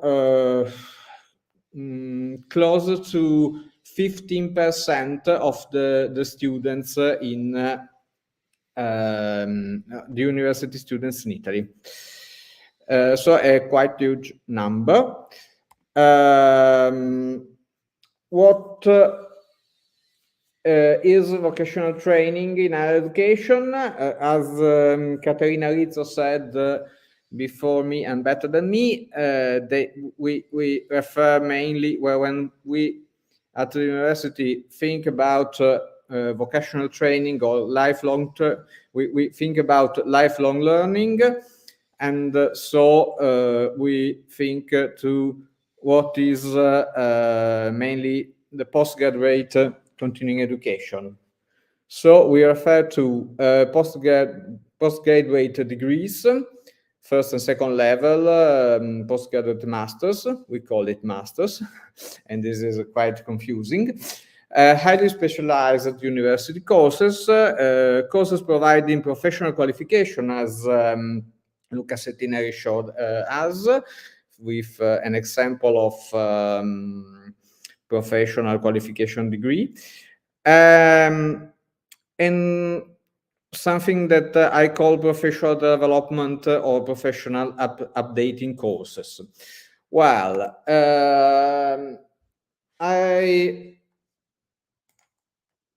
sorry. I chose to show you some data because I think it's important to look at the numbers. This is the number of students enrolled in Italy in first and second level master, postgraduate masters. And as we can see, the number were rocketed closer to 100,000 during the pandemic, 2019-2020, but it's still very high in the following 2 years and considerably higher than in the past. As we can see, the orange and the yellow are the online, full online master, full online courses, and the blue and the gray are course in presence. Well, it's interesting to see that in 2019-2020, even the blue and the gray were online because there was the pandemic lockdown, and these help people to participate. Anyway, it's interesting to see that the online offering is still very important. And another interesting aspect is that is looking at who are the person involved in postgraduate education in our country. Mainly are 36 and over. So we are talking of adult people that are trying to gain qualification, different qualification, or update their qualification. So I think this is only referred to the first level postgraduate masters in Italy, and so it is just an example of a specific course offering. But I think it's very significant. In my experience, I work in an online university, as I said before, and most of our students, even in the degree courses, are working students and are adults. We talk about the 80% of our students. Let me give very briefly some numbers, because I believe in numbers, as you can see. We have my university, that is just one of the 11 online university in Italy, but it's the second according to the number of students. We have 2 main campuses, one in Novedrate, that is near to Milan, and one in Rome, and 40 offices in Italy. 25 online university courses is the offering, and now more than 40,000 students enrolled only in university courses, and more than 100,000 students enrolled in postgraduate courses and continuing education. And this is, I think, is relevant because you have to consider that we are the second biggest university in Italy, online university in Italy. Then we have 2 active PhD programs with more than 30 PhD candidates at the moment in our country. Well, online learning in higher education, why not? I think that I think it's useful to underline some key aspects of online learning that are extremely important for the people who is adult and have a job, and so it's why online learning can be important. Well, the first reason is that it is online, so you have no need to move, so no need to have a tent in front of your university. I'm joking. It is flexible and adaptable. In online university, you can enroll every time of the year. The asynchronous material and the activities are available 25 hours a day and 7 days a week. It is easy to access. Obviously, you need an extensive tutoring approach, but the tutor can help students from the administrative requirements to the curriculum organization and give learning support if needed. And it allows an extensive real support for students with special education needs. Obviously, online learning have to be carefully designed. The learning design is essential. And so, as all my colleagues know very well, online learning is not simply distance learning. It's not does not mean simply made available recordings of lessons or real-time lessons over the internet, but it means designing a learning environment that is made of activities, is made of learning resources, is made of synchronous and asynchronous activity that together give a real learning environment for the students. That's all. Thanks for your attention, and I wait for the second round. Yeah. We look forward what we will expect from the future. So what is the next step? What's coming after? So we start the second round with Dr. Lida from ETF.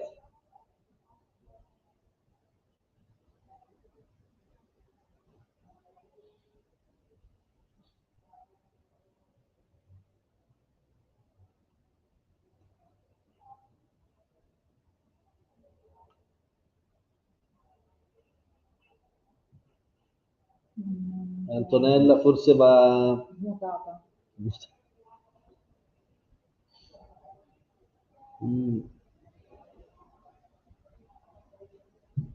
Maybe we can switch.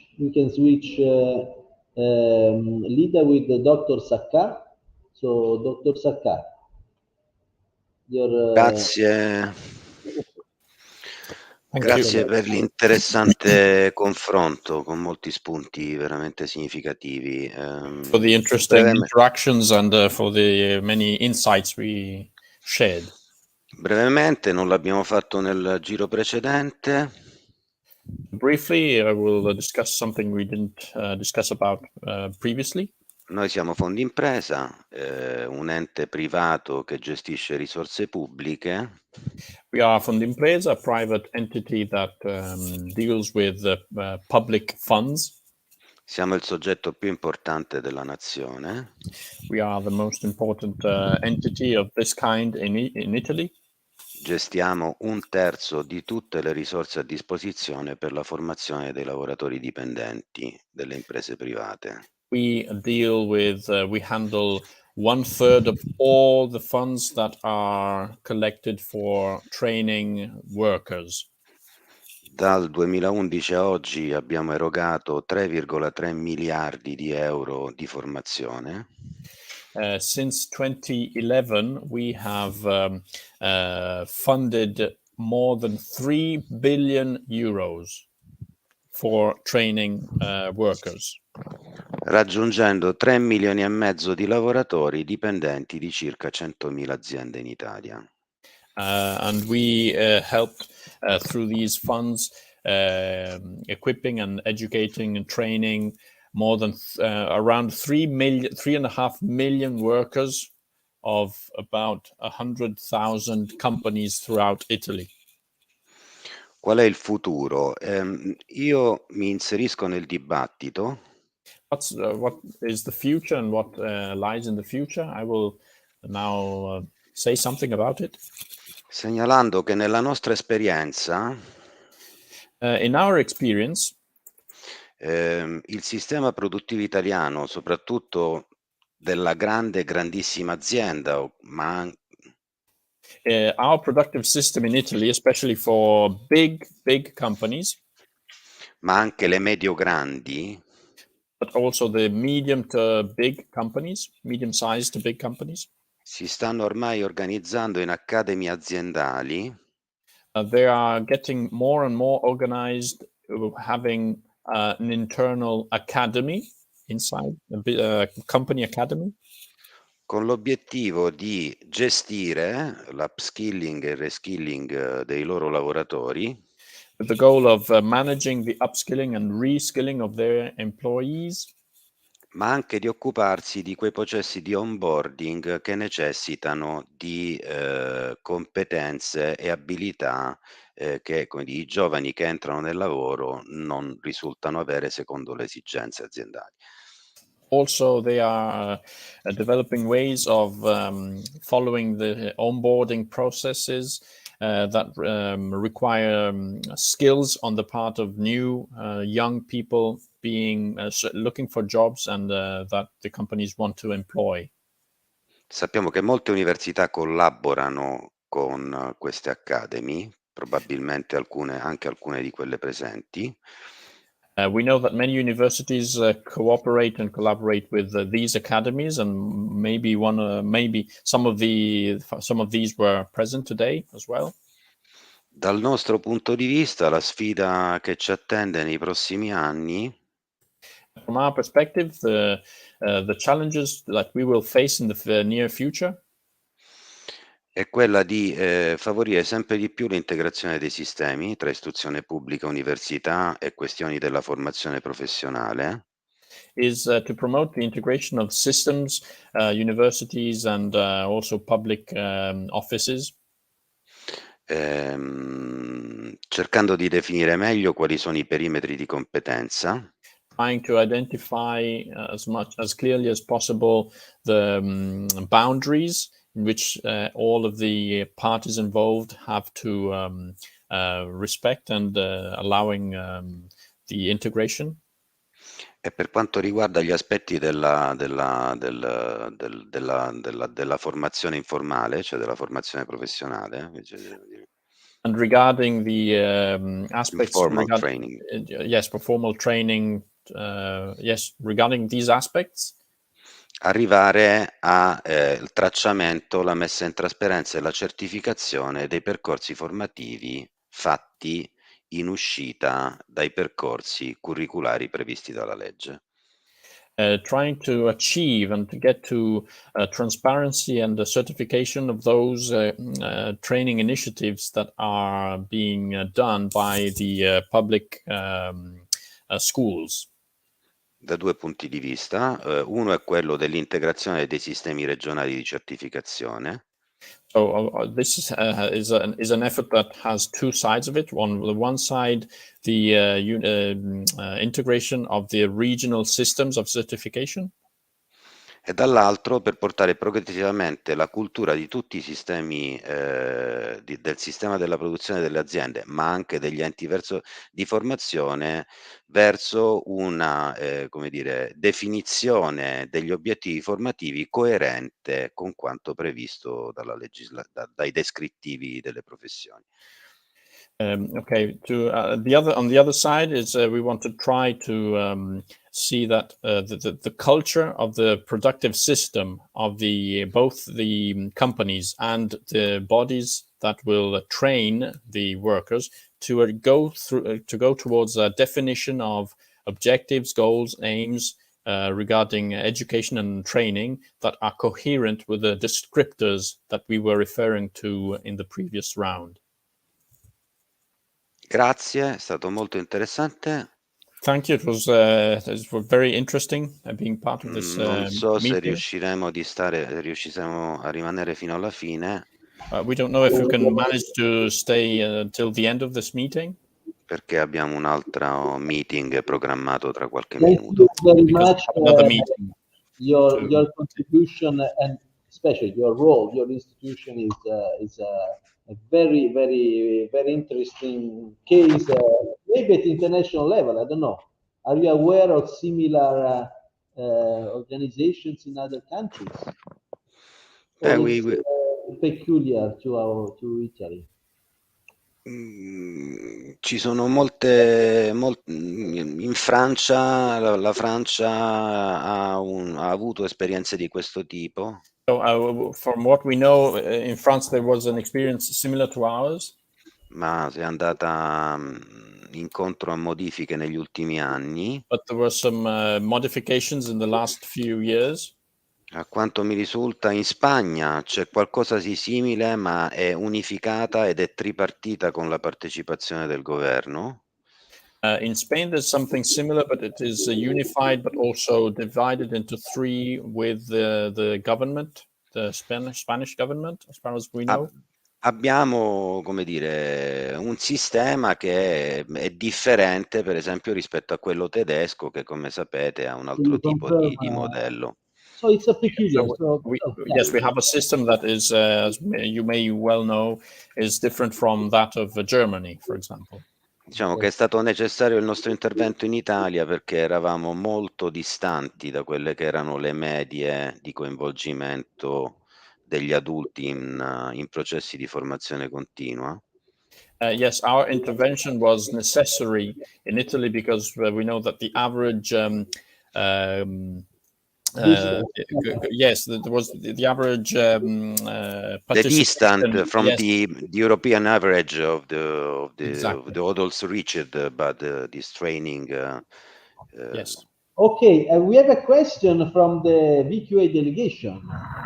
So please. Hello again, Lida. This is Azat from the team. As far as I remember, you would have a meeting in Turkey within the last quarter of this year or within the next month. Can you give us a little detail about the content of the meeting and to the attendees? But we can't hear you. I think your sound is close. You are muted, I guess. Are you asking me? Yeah, I am asking to you, Lida. Okay, because there is, but I have to say, so this is a regional meeting, as Arjen explained, but he can say more of all the work we do with the countries, all the developments, and all this, not assessment, I mean, looking at the systems and comparing and looking for all the developments, like one of these now is Italy, which is, we also put the countries together that are studied. And in this case, it's more for micro-credentials and also lifelong learning and for exchanging. Now, in this case will be Western Balkan countries and to be done by ITF, hosted by VQA, and also with all the partners, because of all the issues that you have seen in this, it will be done with the World Bank, it will be done with EBRD, it will be done with OECD, because they all look at these issues. But Turkey will host it for two reasons. Because it's more advanced from what we see in certain areas with the other countries, so to use it as a peer learning tool, like you are doing now with Italians.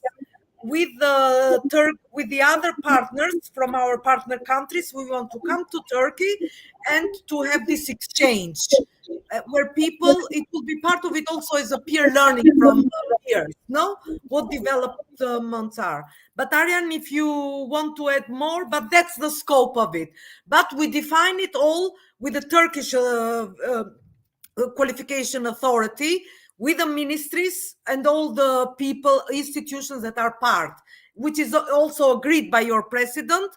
But the detailed agenda will be co-discussed, created to be beneficial for all. And if you have interest to have also some EU member states, for example, like Italy, because, for example, this last presentation was very important, which is for Turkey too. So it's to learn from what ETF, how they analyze the system, also to learn from the other members, to learn from Turkey, but also with the partnership with the EU member states, and in this case, Italy, which can be also a follow-up from what you have done here. Arjen, I leave it to you, but that's the recap of that meeting that we are planning. I think that Just from maybe to add from Dr. Kita, you can feel how Europe is close to those that are willing to ask for support.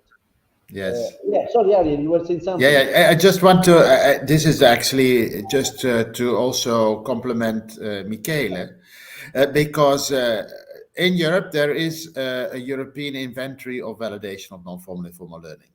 And Turkey has been part of this already because Turkey is in the EQF. But we have many countries that are not in the EQF. And we have started to say, and we see that they are working on validation. We've seen this in Jordan. We've seen this in Morocco. We've seen this in Tunisia. We have seen this also in Kazakhstan, in Kyrgyzstan. So we see more and more countries working on validation of non-formal and formal learning because it becomes part of lifelong learning systems. Also in Italy, it's developing. We still talk about small numbers in many countries. In Turkey, actually, with VQA's help, you have reached millions. But still, we need to make it more accessible. And we think this is a very important area that needs further development. And that's the event is that for that, to bring together the people who are, let's say, the champions of validation in partner countries, not only Western Balkans. So the idea is also to bring a bigger group of people and to start this dialogue between us and to create a community of practice. I would like to give again the word to Professor. Devi entrare. No, I will give you the word. Yes, no problem. You don't have a presentation. No. You are not presenting, so I turn the camera. Yes. Professor Caterina Rizzo, yes. ViceRector for Lifelong Learning at the University of Pisa, is at the table with the VQA delegation for the second run. She has a case. No, just to give you a practical part, going into the practical part, I give you an example of what we are doing. As you have heard, our main problem is that there are some laws that are integrating all these, let's say, training activities, but until the doctorate and the master. After that, all the lifelong learning activities at the university level are only, testified by paper certificates. And this is very difficult when you are then going to compare these certificates at the European level, but also at the international level, That's why we are now trying to include in our certification also micro-credential and open badge, as these are crucial for also exchanging the skills gained by our workflow, because these are activities and training activities that the working people are seeking to improve their career, let's say, at this stage. So we have to find some way in which these certifications are valid and are comparable between European countries, but not only at the European level, but outside.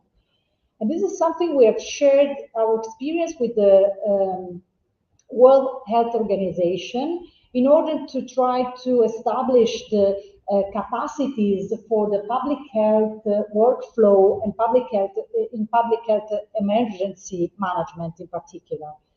And as a University of Pisa, we have discussed with WHO how we could improve skills from the public health perspective in working skills, of course, of the public health workflow, And we have made several meetings and we have defined the competencies to be included as new competencies in the public health workflow. There is not only done by medical doctors, but there are lots of other kind of nurses, midwives.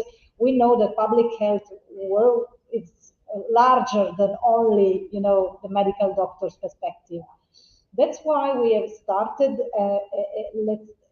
to include a framework in our university for not for people who are looking for you know, specific degree, university degrees, but for those who are seeking to increase their willingness and their, let's say, their skills in work. We have started with micro-credential and open badge, but we are looking also for other potential ways of showing the activities that the training activities that they have followed. So with this regard, an exchange, and also now I'm coming to you with a question. How are you dealing with this kind of approach in your country? Because this is important to also exchange good practice, because we are trying to create a good practice, exchange of good practice at the national level. We know that there are some European countries that are working on this, but mostly with the master's degree or PhD degree. But it's important, in my opinion, to see if there's room also not going into master degree, but going to specific, career skills gaining, but that could be certificated in some way. Any experience from your side? Actually, micro-credentials is something new to our also for us. And in general, we don't deal with high-level education. Yeah, vocations. But I'm not sure about this is the area of VK, so we don't have much knowledge about this perspective. Yeah. What is, we have to, maybe we can give feedback back to you about this after we deal with other institutions and with COHE or. Yes, sure. Because micro-credential and open pages are a wide world in which you have from the population, the general population, someone who wants to gain some skills and don't know how to do it, and they can follow the massive course, online courses, but also for experts that want to increase their skills. This is something about the education. So we have to talk with them because we are just part of certificating the other part. So, because at the university level we are, our habit is to give certificate, but paper certificate are not. Yeah, you're right. Not anymore usable. We should find a way in which we have developed an IT system to do it at the University of Pisa, and now we are establishing the framework, but then we will need in some way to compare also our experience with some best practice also that could emerge at a country level in order to see if there's some space also for to compare this kind of credential gained by the workflow. I take this short circuit, short link, this willingness to keep the communication open between Pisa and VQA, between Italy and Turkey. And because online was evocated, I would like to hear more from Paolo. So it's your, what's the vision about online? What would you like to? Thank you, Michele. I will be very brief. I think that some of the topics that were raised today are important for the future. I think that we have to consider the impact of digitalization on training and education in general. But it's important, if you remember the number I showed before, the pandemic period let emerge some training and educational needs that are silent and unexpressed now, and that maybe can be approached by online learning, not only education online learning, but with digital resources and digital systems. This implies the development of something like what we call micro credentials or badges, but we need some easy and manageable way to give people qualification proofs that can be easily easy to be spent in European countries and maybe in the world. And this is one of the key aspects, because the first impact of digitalization on our life is that everything is going to be very fast. And so even our training and educational system need to cope with this time this timing that is changing. So this is, I think, one of the key topic is how to be able to assess skills and to have a system of assessment and description of skills, like micro credential, for example. I think another important topic can be the impact of open online education. Another very brief suggestion is that you talking about the company academies.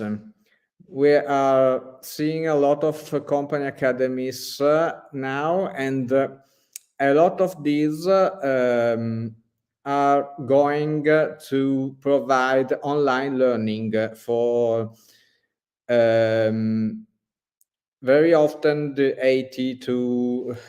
60 to 80% of their provided teaching. And this is an important indicator of how things are changing for the people working on learning, and especially on lifelong learning, because the flexibility that is allowed by this type of approach, I think, is essential to be able to cope with the need of most of the adult involved in working on, or even in people needed to change or to find another job. Okay, thank you very much, Michele. Thank you for your invitation. Thank you to you. I hope my contribution will be helpful in any way, and I hope to see you to Elmeto in Foggia this year, Michele. The conference in which we met last year. Okay. Let me explain that Paolo Raviolo is chair of a very interesting project which promotes a yearly conference on online university teaching and the technologies. So it's a mix of pedagogical and technical aspects. a big challenge for all of us after the COVID, which has impacted all our lives in work and everything. Now, can I have your email, because I just received from Turkey, from the for Erasmus. They have written a program from online teaching at the university level. So if I can connect with you, and I let you off, but just if I can send. We are in the same city, because I work in Milan, but I am from Torino. Okay, so if then Michele, will you send me Paolo's email so I can link him with Turkey? It's a great network that they just sent me today. Okay, sorry. Don't worry. It's the time of for acknowledgements. So we need to thank GOPA for creating this opportunity. GOPA Worldwide Consultants, the project TUIEP. The TUIEP project, and in particular, Chloé Rudeau, who did a great job in arranging all the administrative aspects, supported with all the staff from Germany and Turkey. Who else should we thank? Commission, the European Union, because this is within the big funding that European Union gives to Turkey. The others are implementers, no? But it's a commission that supports all the needs of the institutions, and Turkey is very active. And that's one of the things. And ETF plays a key role in programming for all the thematic areas. What kind of support Turkey can learn from the others, and Turkey is very active in getting this EU support. Erdoğan, you can say something else, no? So maybe from the Turkey side, since we know each other. Yes, I agree with you, dear Lida. Thank you so much. We can connect about this subject. Thank you, Tolga, Dr. Erdoğan, for being here. Thank you, Antonella Ficini from the Communication Services of the University of Pisa for the technical support. Thank you to ITS Pharma and Lorenzo for the local support. And goodbye. Bye, the VQA team. Bye. Thank you so much. Thank you. It was great. It was great, and we have more. And see you in Turkey. Have a safe trip. Thanks to the Italian colleague. There are 5 delegations running in 5 different countries: the Netherlands, France, Spanish.